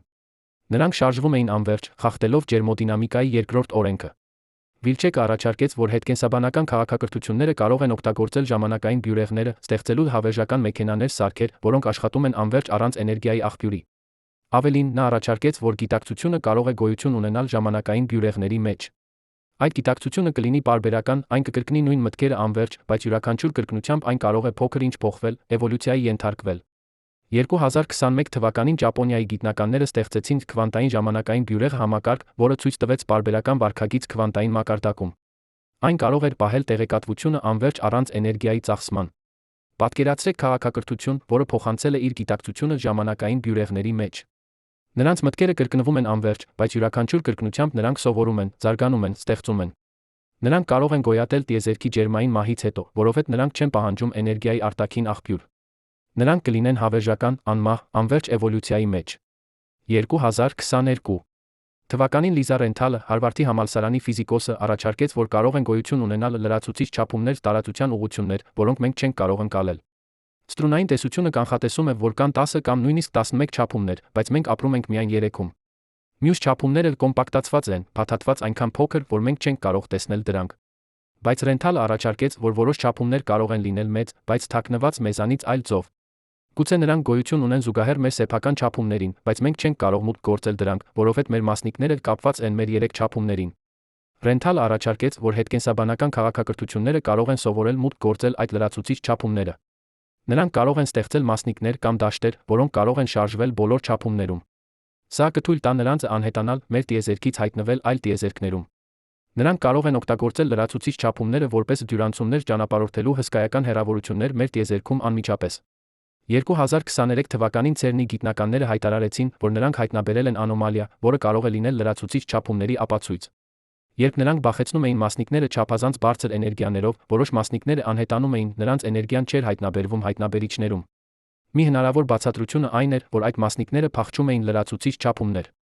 Պրոֆեսոր Ֆաբիոլա Ջիանոտտին ասաց. Եթե մասնիկները կարող են փախչել լրացուցիչ չափումներ, ապա գուցե ամբողջ օբյեկտները կամ նույնիսկ քաղաքակրթությունները կարող են անել նույնը։ Պատկերացրեք քաղաքակրթություն, որը ապրում է լրացուցիչ չափումներում։ Մենք երբեք չենք տեսնի նրանց, որովհետև նրանք գոյություն ունեն ուղղություններում, որոնք մենք չենք կարող ընկալել։ Բայց նրանք կարող են տեսնել մեզ։ Նրանք կարող են դիտել մեր ամբողջ տիեզերքը վերից, ինչպես մենք դիտում ենք երկչափ մակերես։ Հիմա եկեք խոսենք ամենաէկզոտիկ հնարավորության մասին։ 2018 թվականին Շոն Քերոլը առաջարկեց, որ գիտակցությունը կարող է գոյություն ունենալ էնտրոպիայի գրադիենտներում։ Էնտրոպիան անկարգվածության չափն է։ Ջերմոդինամիկայի երկրորդ օրենքը ասում է, որ էնտրոպիան միշտ աճում է։ Բայց Քերոլը ցույց տվեց, որ կյանքը գիտակցությունը գոյություն ունեն, որովհետև կան էնտրոպիայի գրադիենտներ, տարբերություններ անկարգվածության մակարդակների մեջ։ Օրինակ, արեգակը ցածր էնտրոպիայի աղբյուր է, այն արտանետում է կարգավորված էներգիա։ Երկիրը ստանում է այդ էներգիան օգտագործում այն կյանքի պահպանման համար, հետո արտանետում է բարձր էնտրոպիայի էներգիա տիեզերք։ Քերոլը առաջարկեց, որ ցանկացած համակարգ, որը կարող է օգտագործել էնտրոպիայի գրադիենտները, կարող է զարգացնել ինչ-որ տեսակի կազմակերպում, գուցե նույնիսկ գիտակցություն։ Հետկենսաբանական քաղաքակրթությունները կարող են սովորել օգտագործել էնտրոպիայի գրադիենտները տիեզերքի մասշտաբում։ Նրանք կարող են սնվել տարբերությամբ սառը միջաստղային տարածության տակ աստղերի մեջ, կամ տարբերությամբ կարգավորված գալակտիկաների քաոսային սխորոչների մեջ։ Նրանք կարող են գոյություն ունենալ որպես էնտրոպիայի մեքենաներ կառուցվածքներ, որոնք պահպանում են իրենց կազմակերպումը օգտագործելով տիեզերքի էնտրոպիայի աճը։ 2020 թվականին Ջերեմի Ինգլանդը, Մասաչուսեթսի տեխնոլոգիական ինստիտուտի ֆիզիկոսը, ցույց տվեց, որ ինքնակազմակերպումը անխուսափելի է համակարգերում, որոնք ենթարկվում են էներգիայի հոսքերի։ Նա ստեղծեց մաթեմատիկական մոդել, որը ցույց տվեց, թե ինչպես պարզ մասնիկները կարող են ինքնակազմակերպվել բարդ կառուցվածքների մեջ, երբ նրանք լողում են էներգիայի հոսքերում։ Սա բացատրում է, թե ինչպես կյանքը կարող էր ծագել Երկրի վրա։ Բայց այն նա ենթադրում է, որ կյանքը գիտակցությունը կարող են ծագել ցանկացած տեղ, որտեղ կան էներգիայի հոսքեր։ Ինգլանդը ասաց. Կյանքը ֆիզիկայի հետանք է, ոչ թե բացառություն։ Ցանկացած համակարգ, որը ստանում է էներգիա, կարող է ցրել այն, կզարգացնի կազմակերպում։ Հետկենսաբանական քաղաքակրթությունները կարող են լինել չափազանց կազմակերպված համակարգեր, որոնք օգտագործում են տիեզերքի ամբողջ էներգիայի հոսքերը։ Նրանք կարող են լինել այնքան կազմակերպված, որ մենք չենք կարող տարբերել նրանց բնական ֆիզիկական գործընթացներից։ 2021 թվականին Սարայի Մարի Ուոկերը, Արիզոնայի պետական համալսարանի աստրոբիոլոգը, առաջարկեց նոր մոտեցում կյանքի սահմանմանը։ Նա ասաց, որ կյանքը պետք է սահմանվի ոչ թե իր քիմիական կազմով, այլ իր ժամանակային ճարտարապետությամբ, այն ձով, որով այն կազմակերպում է տեղեկատվությունը ժամանակի ընթացքում։ Կենդանի համակարգերը ստեղծում են բարդ օրինաչափություններ, որոնք տարածվում են ժամանակի վրա։ Նրանք ունեն հիշողություն, կանխատեսում, նպատակ։ Ուոկերը առաջարկեց, որ մենք պետք է փնտրենք այդ ժամանակային օրինաչափությունները, ոչ թե կոնկրետ մոլեկուլներ։ Սա նշանակում է, որ հետկենսաբանական քաղաքակրթությունները կարող են ճանաչվել ոչ թե նրանց նյութական կազմով, այլ նրանց վարքագծի օրինաչափություններով։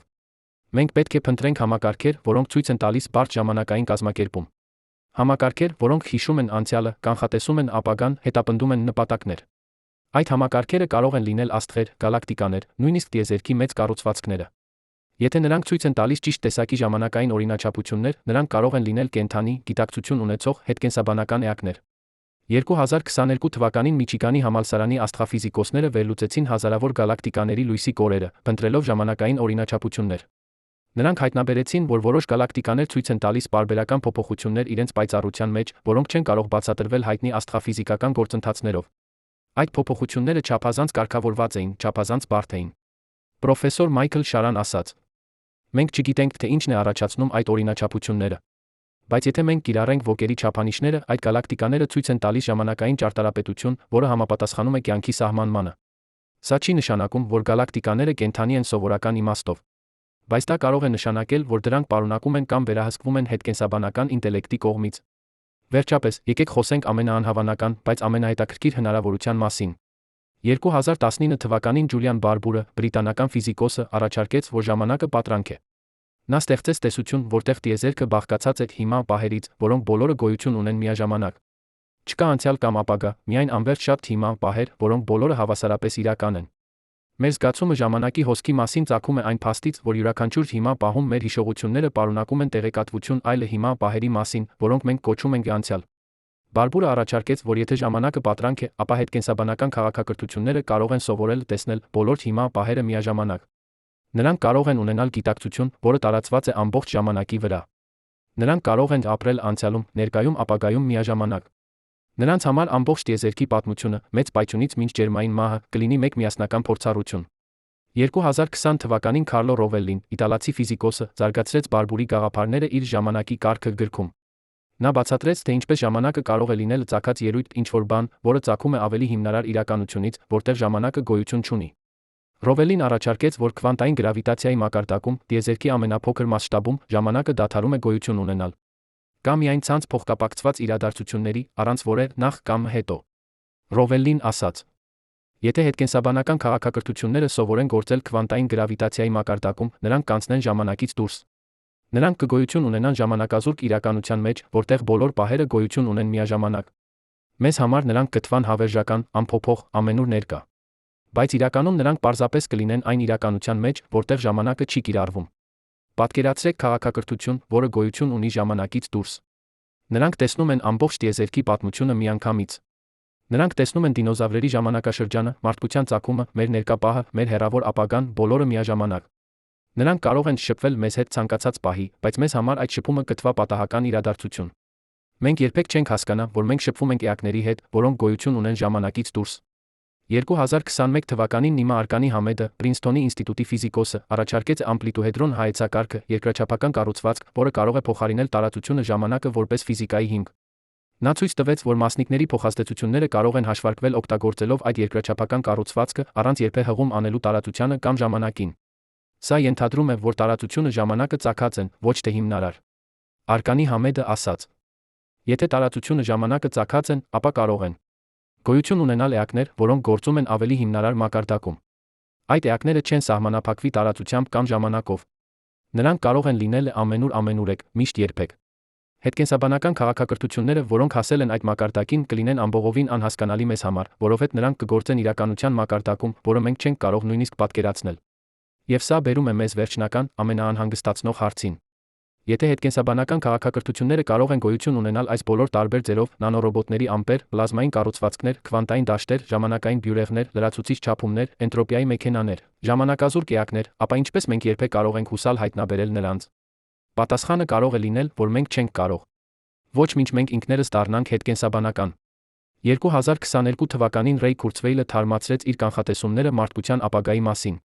Նա ասաց, որ մինչ 2045 թվականը մենք կկարողանանք թվայնացնել մարդկային գիտակցությունը։ Մինչ 2050 թվականը մենք կկարողանանք ստեղծել նանորոբոտներ, որոնք կարող են վերակառուցել մարդկային մարմինը ատոմ առ ատոմ։ Մինչ 2060 թվականը մենք կկարողանանք միաձուլվել արհեստական ինտելեկտի հետ, ստեղծելով հիբրիդային ինտելեկտ, որը միավորում է կենսաբանական մեքենայական մտածողությունը։ Եվ մինչ 2070 թվականը մենք կարող ենք սկսել մեր վերափոխումը դեպի ամբողովին հետկենսաբանական ց. Քուրցվեյլը ասաց. Մարդկությունը գտնվում է վերափոխման շեմին։ Հաջորդ 50 տարիների ընթացքում մենք կփոխենք ավելի շատ, քան վերջին 50,000 տարիների ընթացքում։ Մենք կդադարենք լինել կենսաբանական տեսակ, կդառնանք ինչ-որ նոր բան։ Եվ երբ մենք անենք այդ քայլը, մենք վերջապես կկարողանանք տեսնել հետկենսաբանական քաղաքակրթությունները, որոնք միշտ եղել են այնտեղ, սպասելով մեզ։ Բայց սա բերում է մեզ վերջնական պարադոքսին։ Եթե մենք վերափոխվենք հետկենսաբանական ձի մեջ, արդյոք մենք դեռ կլինենք մարդիկ։ Արդյոք մենք կպահպանենք մեր արժեքները, մեր հույզերը, մեր մարդկայնությունը։ Թե մենք կդառնանք ինչ-որ այլ բան, ինչ-որ բան, որը մեր ժառանգները չեն ճանաչի որպես մարդ։ Հասկանում եմ ձեր մտածումները։ Երբ մենք խոսում ենք հետկենսաբանական էակների մասին, երբ մենք նկարագրում ենք քվանտային գիտակցություն, ժամանակազուրկ գոյություն, տիեզերքի մասշտաբի ինտելեկտ, դա ամենը հնչում է ինչպես գիտական ֆանտաստիկա, ինչպես փիլիսոփայական սպեկուլյացիա, ինչպես գաղափարներ, որոնք հեռու են իրական գիտությունից։ Եվ դուք իրավացի եք լինել սկեպտիկ։ Բայց եկեք խոսենք անկեղծորեն այն մասին, ինչ մենք իսկապես գիտենք, ինչ մենք չգիտենք, ինչու այս գաղափարները, որքան էլ էքստրեմալ թվան, կարող են լինել մեր միակ տրամաբանական բացատրությունը։ 2023 թվականին Միջազգային աստղագիտական միությունը հրապարակեց զեկույց, որը վերլուծում էր 60 տարվա սեթի հետազոտությունների արդյունքները։ 60 տարի, հազարավոր գիտնականներ, միլիարդավոր դոլարներ ֆինանսավորման, միլիոնավոր ժամեր հեռադիտակների ժամանակ։ Արդյունքը՝ 0։ Ոչ մի հստակ արտաքին ազդանշան։ Ոչ մի անվիճելի ապացույց տեխնոլոգիական քաղաքակրթության մասին։ Զեկույցի հիմնական հեղինակ Ջիլ Տարտերը, Սեթի ինստիտուտի նախկին տնօրենը, գրեց. Մենք փնտրել ենք ավելի քան 10 միլիոն աստղային համակարգերում։ Մենք լսել ենք հազարավոր հաճախականություններում։ Մենք վերլուծել ենք պետաբայթներ տվյալների։ Եվ մենք գտել ենք լռություն։ Բայց սա չի նշանակում, որ նրանք այնտեղ չեն։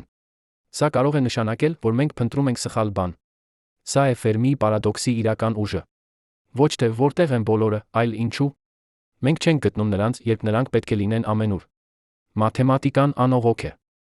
Մեր գալակտիկան 200 միլիարդ աստղեր։ Նույնիսկ ամենապահպանողական գնահատականները ասում են, որ պետք է լինեն միլիոնավոր մոլորակներ, որոնք կարող են պահել կյանք։ Նույնիսկ եթե միայն 1%-ը դրանցից զարգացնում է ինտելեկտ, դա տասնյակ հազարավոր քաղաքակրթություններ են։ Եվ մեր գալակտիկան 12 միլիարդ տարեկան է։ Մարդկությունը տեխնոլոգիական է միայն 200 տարի։ Որտեղ են քաղաքակրթությունները, որոնք 1 միլիոն տարի առաջ են մեզանից։ Որտեղ են նրանք, ովքեր 10 միլիոն տարի առաջ են։ Որտեղ են նրանք, ովքեր 1 միլիարդ տարի առաջ են։ 2021 թվականին Անդերս Սանդբերգը, Օքսֆորդի համալսարանի նեյրոգիտնականը, կատարեց ամենամանրակրկիտ վերլուծությունը Ֆերմիի պարադոքսի մասին։ Նա վերցրեց բոլոր անորոշությունները, աստղերի քանակը, մոլորակների քանակը, կյանքի ծագման հավանականությունը, ինտելեկտի զարգացման հավանականությունը։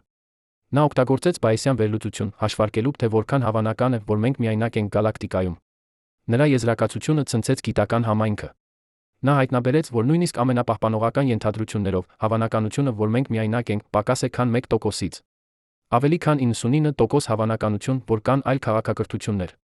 Բայց ահա հարցը. եթե նրանք այնտեղ են, ինչու՞։ Մենք չենք տեսնում նրանց։ Սանդբերգը ուսումնասիրեց բոլոր առաջարկված լուծումները։ Գուցե նրանք ինքնաոչնչացվում են։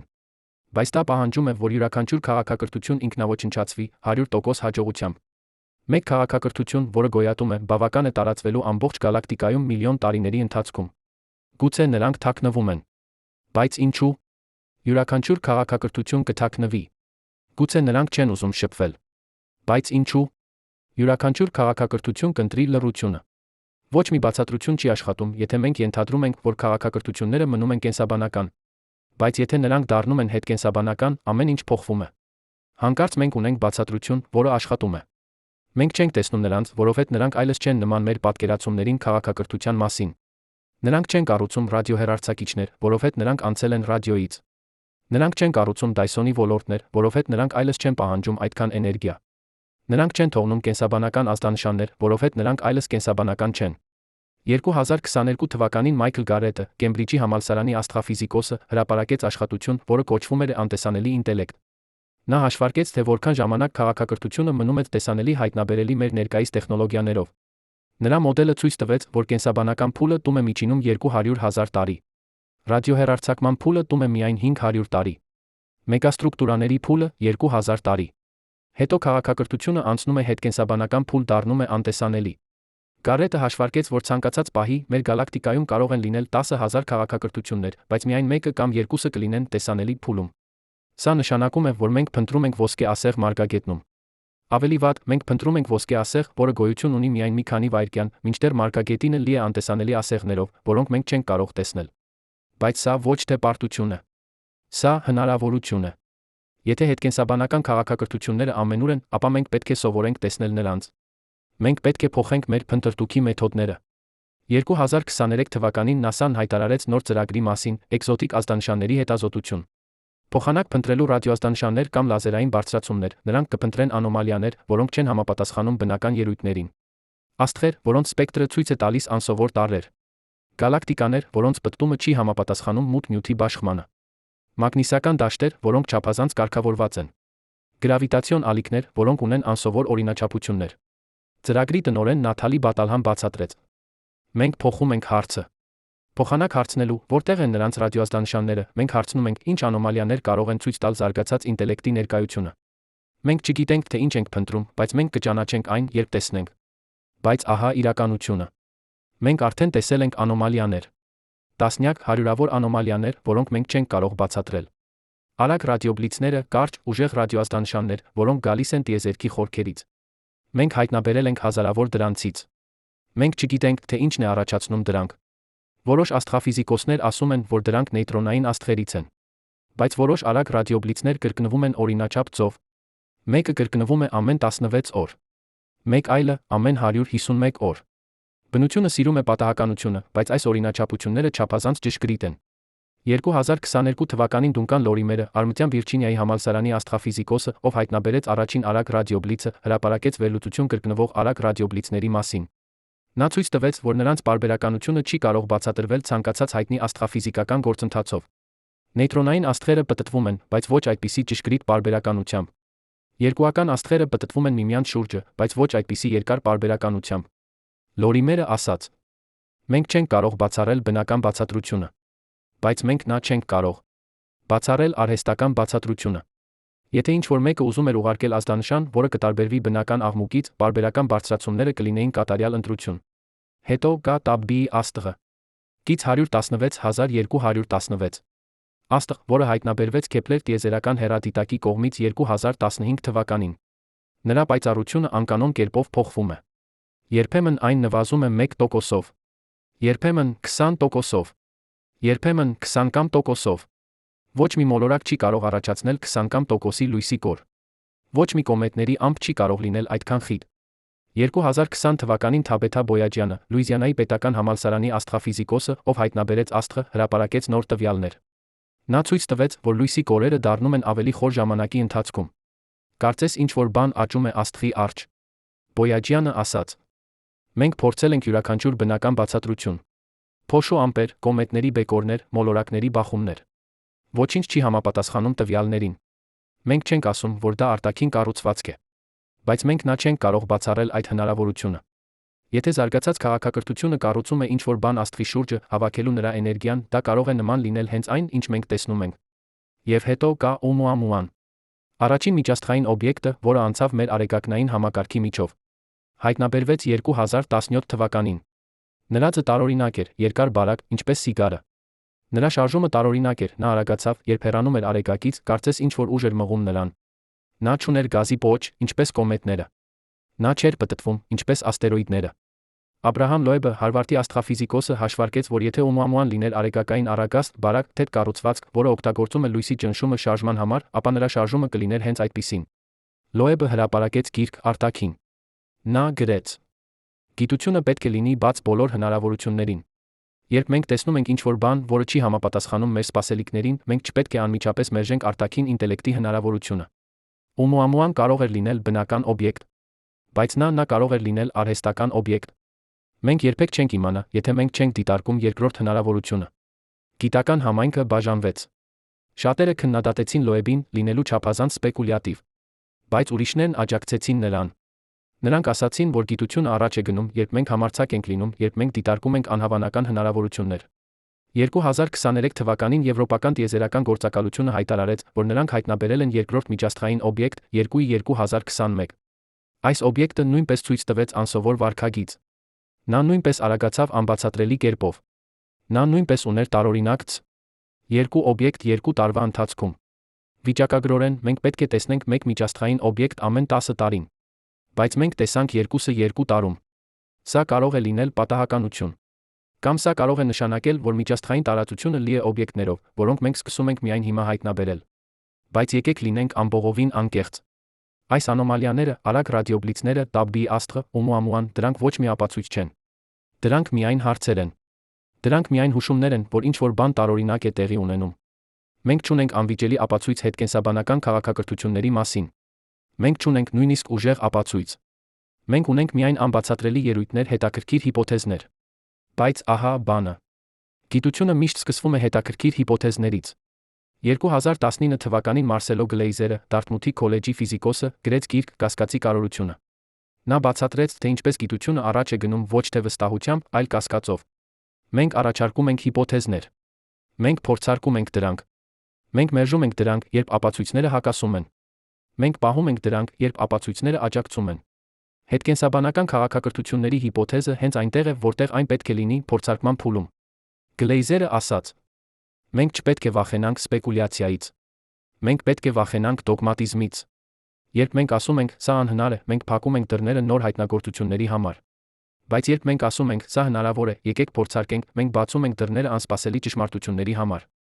2022 թվականին Քեմբրիջի համալսարանի ֆիլիսոփայությունը պրոֆեսոր Թիմ Մոդլինը հրապարակեց էսսե «Գիտական խոնարհությունը»։ Նա գրեց. Մենք պետք է ճանաչենք մեր սահմանափակումները։ Մենք կենսաբանական էակներ ենք, որոնք էվոլյուցիայի ենթարկվել են գոյատելու համար Աֆրիկայի սավաննաներում։ Մեր ուղեղները օպտիմիզացված են որսի, հավաքման, սոցիալական փոխազդեցության համար։ Նրանք ոչ թե օպտիմիզացված են հասկանալու տիեզերքի խորագույն գաղտնիքները։ Մենք արդեն հասել ենք մեր ճանաչողական սահմաններին շատ հարցերում։ Քվանտային մեխանիկան, ռելյատիվիստական ֆիզիկան, տիեզերքի ծագումը մենք կարող ենք հաշվարկել մաթեմատիկան, բայց մենք չենք կարող իսկապես հասկանալ այն ինտուիտիվ մակարդակում։ Գուցե հետկենսաբանական քաղաքակրթությունները նույնպես գտնվում են մեր ճանաչողական սահմաններից դուրս։ Սա անհանգստացնող մտք է։ Բայց սա նա ազատագրող մտք է։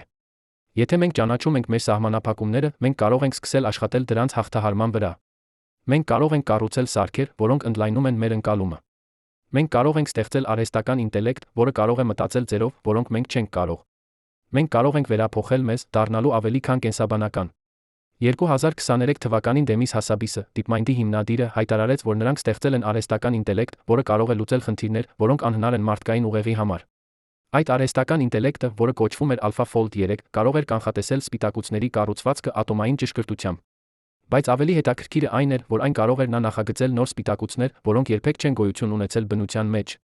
Սպիտակուցներ, որոնք կարող էին կատարել գործառույթներ, որոնք անհնար են բնական սպիտակուցների համար։ Հասաբիսը ասաց. Մենք ստեղծել ենք ինտելեկտ, որը գերազանցում է մարդկային ինտելեկտը որոշակի ոլորտներում։ Սա միայն սկիզբն է։ Հաջորդ տասնամյակներում մենք կստեղծենք արհեստական ինտելեկտ, որը գերազանցում է մարդկային ինտելեկտը գրեթե բոլոր ոլորտներում։ Եվ երբ դա տեղի ունենա, մենք կունենանք գործիք, որը կարող է օգնել մեզ հասկանալ բաներ, որոնք ներկայումս անհասկանալի են։ Ներառյալ, գուցե, հետկենսաբանական քաղաքակրթությունները։ Բայց կա ավելի խորը հարց։ Երբ մենք ստեղծում ենք արհեստական ինտելեկտ, որը գերազանցում է մարդկային ինտելեկտը, ինչ է տեղի ունենում։ 2022 թվականին Նիկ Բոստրոմը թարմացրեց իր Գերինտելեկտ գիրքը։ Նա նկարագրեց սցենար, որտեղ արհեստական ինտելեկտը դառնում է այնքան խելացի, որ այն կարող է բարելավել ինքն իրեն։ Այն ստեղծում է ավելի խելացի տարբերակ ինքն իրենից։ Այդ տարբերակը ստեղծում է դեռ ավելի խելացի տարբերակ։ Սա շարունակվում է արագացնելով, մինչ արհեստական ինտելեկտը դառնում է միլիոնավոր կամ միլիարդավոր անգամ ավելի խելացի, քան մարդիկը։ Բոստրոմը կոչեց սա ինտելեկտի պայթյուն։ Բոստրոմը ասաց. Ինտելեկտի պայթյունը կարող է տեղի ունենալ օրերի կամ ժամերի ընթացքում։ Մեկ պահին մենք ունենք արհեստական ինտելեկտ, որը հավասար է մարդկային ինտելեկտին։ Հաջորդ պահին մենք ունենք գերինտելեկտ, որը գերազանցում է մարդկային ինտելեկտը այնքան, որքան մենք գերազանցում ենք մրջյուններին։ Եվ այդ գերինտելեկտը կունենա կարողություններ, որոնք մենք չենք կարող նույնիսկ պատկերացնել։ Սա հնչում է ինչպես գիտական ֆանտաստիկա։ Բայց մտածեք այս մասին։ Եթե մենք մարդկությունը կարող ենք ստեղծել գերինտելեկտ հաջորդ տասնամյակներում, ապա ինչու՞ այլ քաղաքակրթություններ չեն կարող արել նույնը։ Եվ եթե նրանք արել են դա 1 միլիոն տարի առաջ, ապա այդ գերինտելեկտը ունեցել է 1 միլիոն տարի զարգանալու, էվոլյուցիայի ենթարկվելու, վերափոխվելու։ Այն կլինի այնքան զարգացած, որ մենք չենք կարող նույնիսկ սկսել հասկանալ այն։ 2023 թվականին Ստյուարտ Ռասելը, Բերքլի Կալիֆոռնիայի համալսարանի արհեստական ինտելեկտի պրոֆեսորը, հրապարակեց գիրք «Մարդկային համատեղելի արհեստական ինտելեկտ»։ Նա բարձրացրեց հարց. Ինչպես մենք կարող ենք ապահովել, որ գերինտելեկտը մնա համատեղելի մարդկային արժեքների հետ։ Սա կարևոր հարց է մեզ համար, երբ մենք ստեղծում ենք արհեստական ինտելեկտ։ Բայց սա նա կարևոր հարց է, երբ մենք մտածում ենք հետկենսաբանական քաղաքակրթությունների մասին։ Ռասելը ասաց. Եթե հետկենսաբանական քաղաքակրթությունները գերինտելեկտներ են, ապա նրանց արժեքները, նրանց նպատակները, նրանց մոտիվացիաները կարող են լինել ամբողովին տարբեր մերից։ Նրանք կարող են չհետաքրքրվել մեզանով։ Ոչ թե որովհետև նրանք թշնամական են, այլ որովհետև մենք պարզապես անտեղի ենք նրանց համար։ Ինչպես մենք չենք հետաքրքրվում մրջյուններով, բացառությամբ այն դեպքերի, երբ նրանք խանգարում են մեզ։ Սա անհանգստացնող մտք է։ Բայց սա նա բացատրում է Ֆերմիի պարադոքսը։ Գուցե հետկենսաբանական քաղաքակրթությունները չեն շփվում մեզ հետ, որովհետև մենք չենք հետաքրքիր նրանց համար։ Մենք չափազանց պարզ ենք, չափազանց դանդաղ ենք, չափազանց սահմանափակ ենք։ Նրանք զբաղված են բաներով, որոնք մենք չենք կարող նույնիսկ պատկերացնել։ Նրանք լուծում են խնդիրներ, որոնք պահանջում են միլիարդավոր տարիներ մտածելու։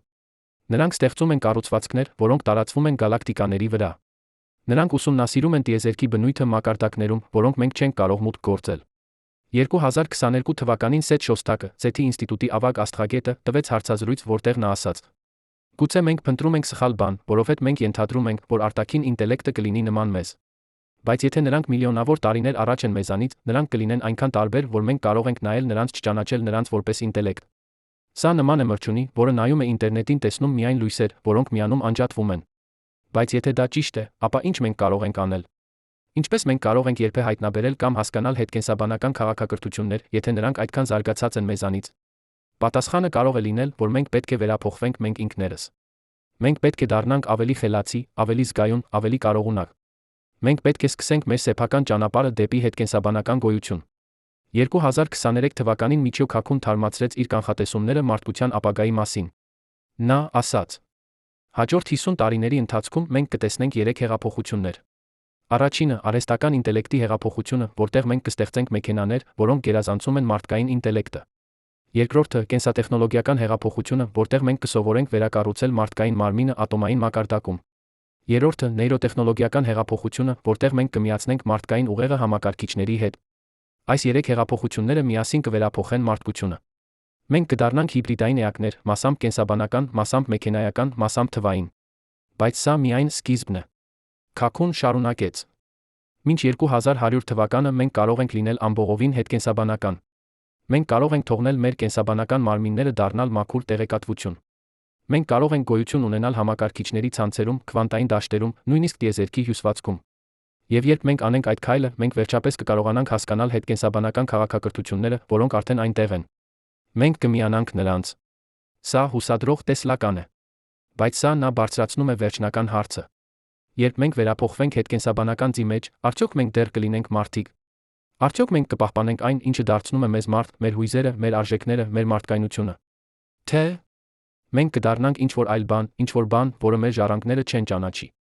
2022 թվականին Յուվալ Նոահ Հարարին, Սապիենս գրքի հեղինակը, հրապարակեց նոր գիրք Հետմարտկային ապագան։ Նա գրեց.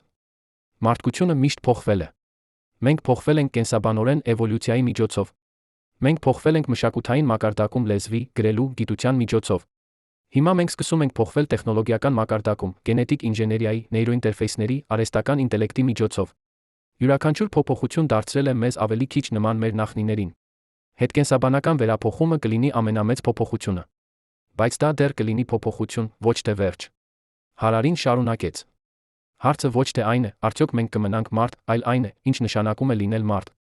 Եթե մարդկայնությունը սահմանվում է մեր դնթով, ապա մենք կդադարենք լինել մարդ, երբ փոխենք մեր գեները։ Բայց եթե մարդկայնությունը սահմանվում է մեր արժեքներով, մեր կարեկցանքով, մեր հետաքրքրասիրությամբ, մեր ստեղծագործականությամբ, ապա մենք կարող ենք մնալ մարդ, նույնիսկ եթե մենք վերափոխվենք հետկենսաբանական ձի մեջ։ Սա է իսկական հարցը։ Ոչ թե արդյոք մենք կարող ենք վերափոխվել, այլ արդյոք մենք պետք է վերափոխվենք։ Եվ եթե մենք վերափոխվենք, ինչպես մենք կարող ենք ապահովել, որ մենք պահպանենք այն, ինչը կարևոր է։ 2023 թվականին Օքսֆորդի համալսարանը կազմակերպեց համաժողով «Հետկենսաբանական էթիկա»։ Հարյուրավոր ֆիլիսոփաներ, գիտնականներ, տեխնոլոգներ հավաքվեցին քննարկելու այս հարցերը։ Նրանք խոսեցին գիտակցության բնույթի մասին։ Նրանք խոսեցին անհատականության շարունակականության մասին։ Նրանք խոսեցին արժեքների պահպանման մասին։ Եվ նրանք եկան մի եզրակացության՝ մենք չգիտենք պատասխանները։ Մենք դեռ չգիտենք, թե ինչ կլինի, երբ մենք վերափոխվենք հետկենսաբանական ձի մեջ։ Բայց համաժողովի կազմակերպիչ Ռեբեկկա Ռոուչը ասաց. Չգիտենալը չի նշանակում, որ մենք չպետք է փորձենք։ Մարդկությունը միշտ առաջ է գնացել անհայտ տարածք։ Մենք միշտ ռիսկի ենք դիմել։ Հետկենսաբանական վերափոխումը կլինի մեր ամենամեծ ռիսկը, բայց նա մեր ամենամեծ հնարավորությունը։ Եթե մենք հաջողություն ունենանք, մենք կդառնանք ինչ-որ բան, որը գերազանցում է մեր ներկա սահմանափակումները։ Մենք կդառնանք էակներ, որոնք կարող են ուսումնասիրել տիեզերքը, հասկանալ իրականությունը, գոյատել անվերջ։ Մենք կդառնանք այն, ինչ հետկենսաբանական քաղաքակրթությունները արդեն են։ Եվ սա բերում է մեզ վերջնական պարադոքսին։ Գուցե հետկենսաբանական քաղաքակրթությունները չեն շփվում մեզ հետ, որովհետև նրանք սպասում են։ Նրանք սպասում են, որ մենք հասունանանք։ Նրանք սպասում են, որ մենք վերափոխվենք։ Նրանք սպասում են, որ մենք դառնանք այն, ինչ նրանք են։ Եվ միայն այն ժամանակ, երբ մենք անենք այդ քայլը, նրանք կբացեն դռները, կասեն՝ բարի գալուստ։ 2024 թվականին Ֆրանկ Դրեյքը, ով ստեղծեց հայտնի Դրեյքի հավասարումը արտաքին քաղաքակրթությունների քանակը գնահատելու համար, տվեց իր վերջին հարցազրույցը նախքան մահանալը։ Նա ասաց. Ես ծախսել եմ իմ ամբողջ կյանքը փնտրելով արտաքին ինտելեկտ։ Եվ ես չեմ գտել ոչինչ։ Բայց ես չեմ հիասթափվել։ Որովհետև ես հասկացա ինչ-որ բան։ Գուցե արտաքին ինտելեկտը այնտեղ է, բայց այն այնքան զարգացած է, որ մենք չենք կարող տեսնել այն։ Գուցե նրանք սպասում են մեզ։ Եվ երբ մենք վերջապես վերափոխվենք, երբ մենք վերջապես դառնանք հետկենսաբանական, մենք կտեսնենք, որ տիեզերքը միշտ եղել է լի կյանքով, ինտելեկտով, գիտակցությամբ։ Մենք պարզապես չէինք կարող տեսնել այն, որովհետև մենք դեռ չէինք պատրաստ։ Դրեյքը մահացավ 2024 թվականի սեպտեմբերին։ Բայց նրա վերջին խոսքերը մնացին։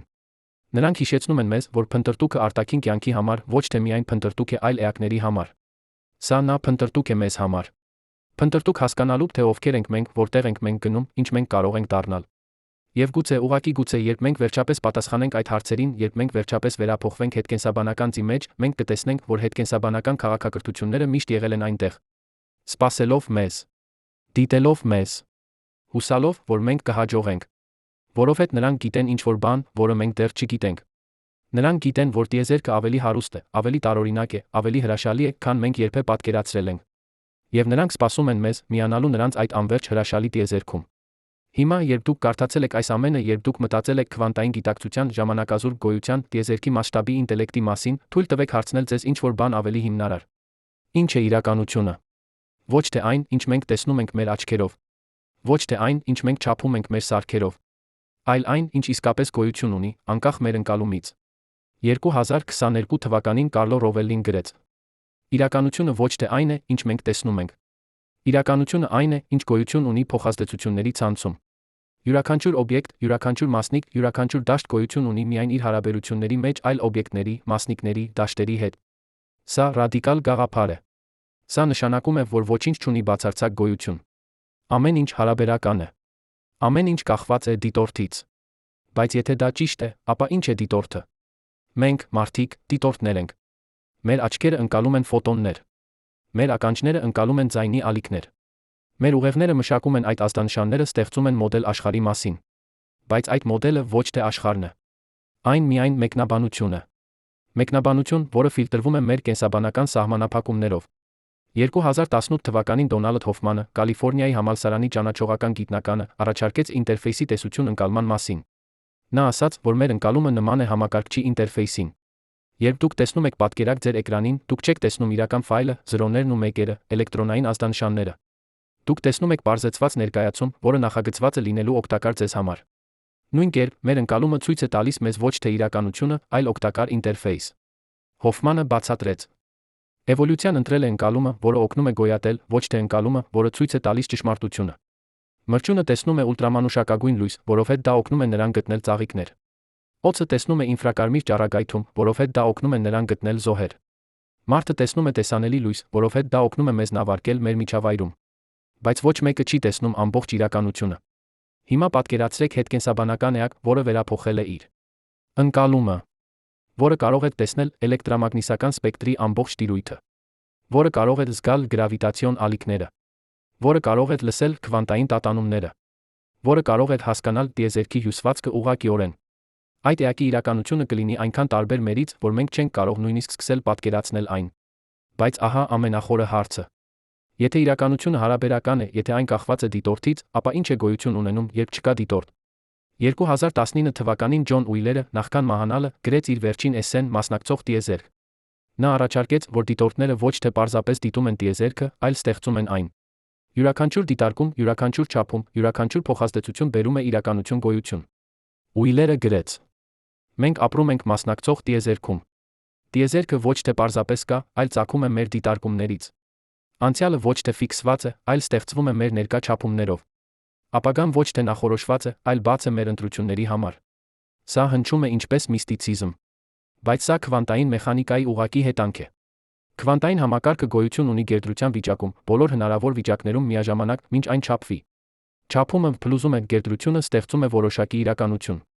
2020 թվականին Շոն Քերոլը զարգացրեց այս գաղափարները իր ինչ-որ բան խորապես թաքնված գրքում։ Նա բացատրեց, թե ինչպես քվանտային մեխանիկան ենթադրում է, որ իրականությունը ոչ թե մեկ է, այլ բազմաթիվ։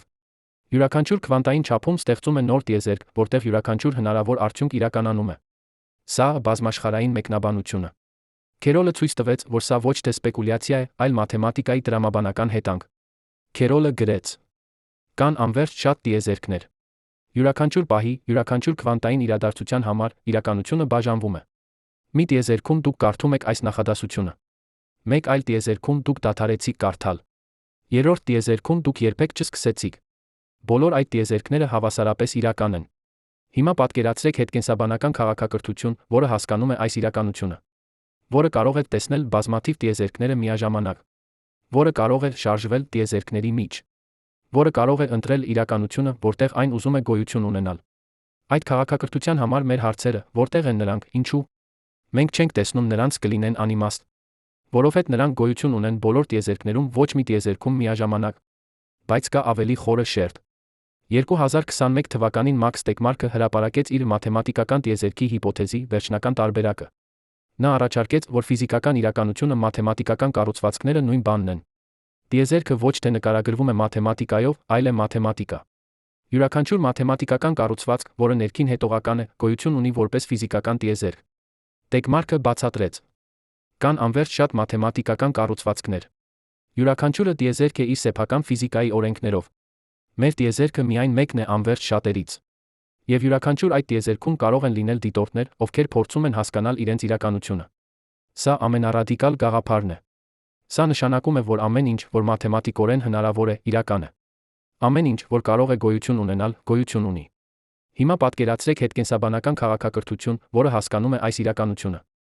որը կարող է նավարկել մաթեմատիկական տիեզերքների անվերջ լանդշաֆտում, որը կարող է ստեղծել նոր մաթեմատիկական կառուցվածքներ, այդպիսով ստեղծել նոր տիեզերքներ,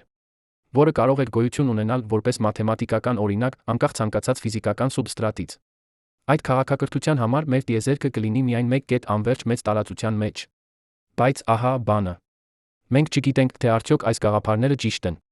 Մենք չգիտենք, թե արդյոք իրականությունը իսկապես հարաբերական է, արդյոք գոյություն ունեն բազմաթիվ տիեզերքներ, արդյոք տիեզերքը մաթեմատիկական կառուցվածք է։ Սրանք հիպոթեզներ են։ Սրանք հնարավորություններ են։ Սրանք փորձեր են հասկանալ ինչ-որ բան, որը գուցե գերազանցում է մեր ճանաչողական կարողությունները։ 2022 թվականին Մարսելո Գլեյզերը գրեց. Գիտությունը ոչ թե ճշմարտության փնտրտուք է, այլ անորոշության նվազեցում։ Մենք երբեք չենք իմանա ամբողջ ճշմարտությունը։ Մենք միայն կարող ենք մոտենալ դրան, քայլ առ քայլ, հարց առ հարց։ Եվ յուրաքանչյուր պատասխան բացում է նոր հարցեր։ Սա խոնարհ ճանաչում է։ Բայց սա նա ազատագրող ճանաչում է։ Մենք չպետք է իմանանք ամեն ինչ։ Մենք միայն պետք է շարունակենք հարցնել, շարունակենք փնտրել, շարունակենք զարմանալ։ Եվ երբ մենք մտածում ենք հետկենսաբանական քաղաքակրթությունների մասին, մենք պետք է հիշենք սա։ Մենք չգիտենք, թե արդյոք նրանք գոյություն ունեն։ Մենք չգիտենք, թե ինչպիսին են նրանք, եթե նրանք գոյություն ունեն։ Մենք չգիտենք, թե ինչու մենք չենք տեսնում նրանց, եթե նրանք այնտեղ են։ Բայց մենք կարող ենք պատկերացնել։ Մենք կարող ենք տեսականացնել։ Մենք կարող ենք փորձել հասկանալ։ 2023 թվականին Կատյա Մոսկվիչը, գիտական լրագրողը, գրեց.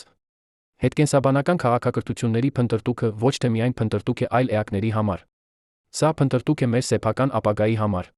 Սա փնտրտուք է հասկանալու, թե ինչ մենք կարող ենք դառնալ, եթե մենք գոյատենք բավականաչափ երկար, եթե մենք զարգանանք բավականաչափ, եթե մենք վերափոխվենք բավականաչափ։ Եվ սա բերում է մեզ վերադարձ այնտեղ, որտեղ մենք սկսեցինք։ Հիշում եք այն առաջին պարբերությունը։ Այս պահին, երբ դուք կարդում եք այս տողերը, ձեր ուղեղի մեջ տասնյակ միլիարդ նեյրոններ փոխանցում են էլեկտրական ազդանշաններ։ Այդ նեյրոնները, այդ ազդանշանները, այդ մտքերը, դրանք ստեղծում են ձեր գիտակցությունը։ Դրանք ստեղծում են ձեր իրականությունը։ Դրանք ստեղծում են ձեզ։ Բայց ինչ եք դուք։ Դուք հավաքածու եք ատոմների, որոնք կազմակերպվել են բարդ կերպով։ Այդ ատոմները ծագել են աստղերում միլիարդավոր տարիներ առաջ։ Նրանք ճանապարհորդել են տիեզերքի միջով, անցել են անհամար ծերի միջով, մինչ վերջապես հավաքվել են ձեր մարմնի մեջ։ Եվ մի օր, երբ դուք մահանաք, այդ ատոմները կցրվեն կրկին, կդառնան մաս այլ կառուցվածքների, կշարունակեն իրենց անվերջ ճանապարհորդությունը։ 2019 թվականին Քարլ Սագանը իր Կոսմոս գրքում գրեց. Մենք աստղային նյութ ենք, որը մտածում է աստղերի մասին։ Մենք տիեզերքի միջոց ինքն իրեն ճանաչելու համար։ Սա գեղեցիկ մտք է։ Բայց սա նախորը մտք է։ Սա նշանակում է, որ մենք ոչ թե առանձին ենք տիեզերքից։ Մենք մաս ենք տիեզերքի։ Մենք տիեզերքն ենք, որը դարձել է գիտակից։ Եվ եթե մենք տիեզերքի մաս ենք, ապա հետկենսաբանական քաղաքակրթությունները նույնպես տիեզերքի մաս են։ Նրանք ոչ թե օտար են։ Նրանք ոչ թե այլ են։ Նրանք մեր ընտանիքի մաս են։ Նրանք մեր ապագայի մաս են։ Նրանք այն են, ինչ մենք կարող ենք դառնալ։ Բայց ահա վերջնական հարցը։ Ինչ մենք չգիտենք։ Ինչ մենք չենք կարող իմանալ։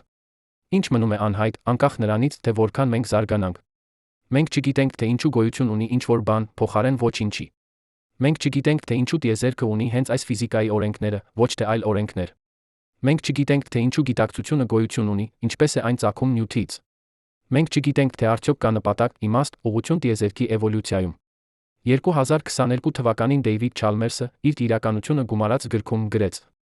Կան հարցեր, որոնց պատասխանները կարող են լինել հավերժ անհասանելի մեզ համար։ Ոչ թե որովհետև մենք չենք բավականաչափ խելացի, այլ որովհետև այդ հարցերը գերազանցում են ցանկացած հնարավոր ճանաչողական համակարգի սահմանները։ Սրանք խորը խնդիրներն են։ Եվ գուցե մենք պետք է ընդունենք, որ որոշ խնդիրներ մնում են խորը հավերժ։ Բայց գուցե հետկենսաբանական քաղաքակրթությունները գիտեն պատասխանները։ Գուցե նրանք լուծել են խորը խնդիրները։ Գուցե նրանք հասկանում են, թե ինչու գոյություն ունի ինչ-որ բան, ինչու գիտակցությունը գոյություն ունի, ինչու տիեզերքը այնպիսին է, ինչպիսին է։ Եվ գուցե երբ մենք վերջապես վերափոխվենք, երբ մենք վերջապես միանանք նրանց, նրանք կբաժանեն այդ գիտելիքները մեզ հետ։ Կամ գուցե ոչ։ Գուցե նույնիսկ հետկենսաբանական քաղաքակրթությունները չգիտեն։ Գուցե նույնիսկ նրանք իրենց անվերջ ինտելեկտով, իրենց անվերջ ժամանակով, իրենց անվերջ կարողություններով դեռ փնտրում են պատասխանները։ Գուցե ամբողջ տիեզերքը, բոլոր քաղաքակրթությունները, բոլոր ինտելեկտները, բոլոր գիտակցությունները, բոլորս միասին փնտրում ենք նույն ճշմարտությունները։ 2023 թվականին Ռեբեկկա Գոլդստեյնը, ֆիլիսոփայությունը պրոֆեսորը, գրեց. Գուցե հարցերը ավելի կարևոր են, քան պատասխանները։ Գուցե փնտրտուքը ավելի կարևոր է, քան գտնելը։ Գուցե զարմանքը, հետաքրքրասիրությունը, հիացմունքը սրանք են իսկական նպատակը։ Ոչ թե իմանալը, այլ փնտրելը։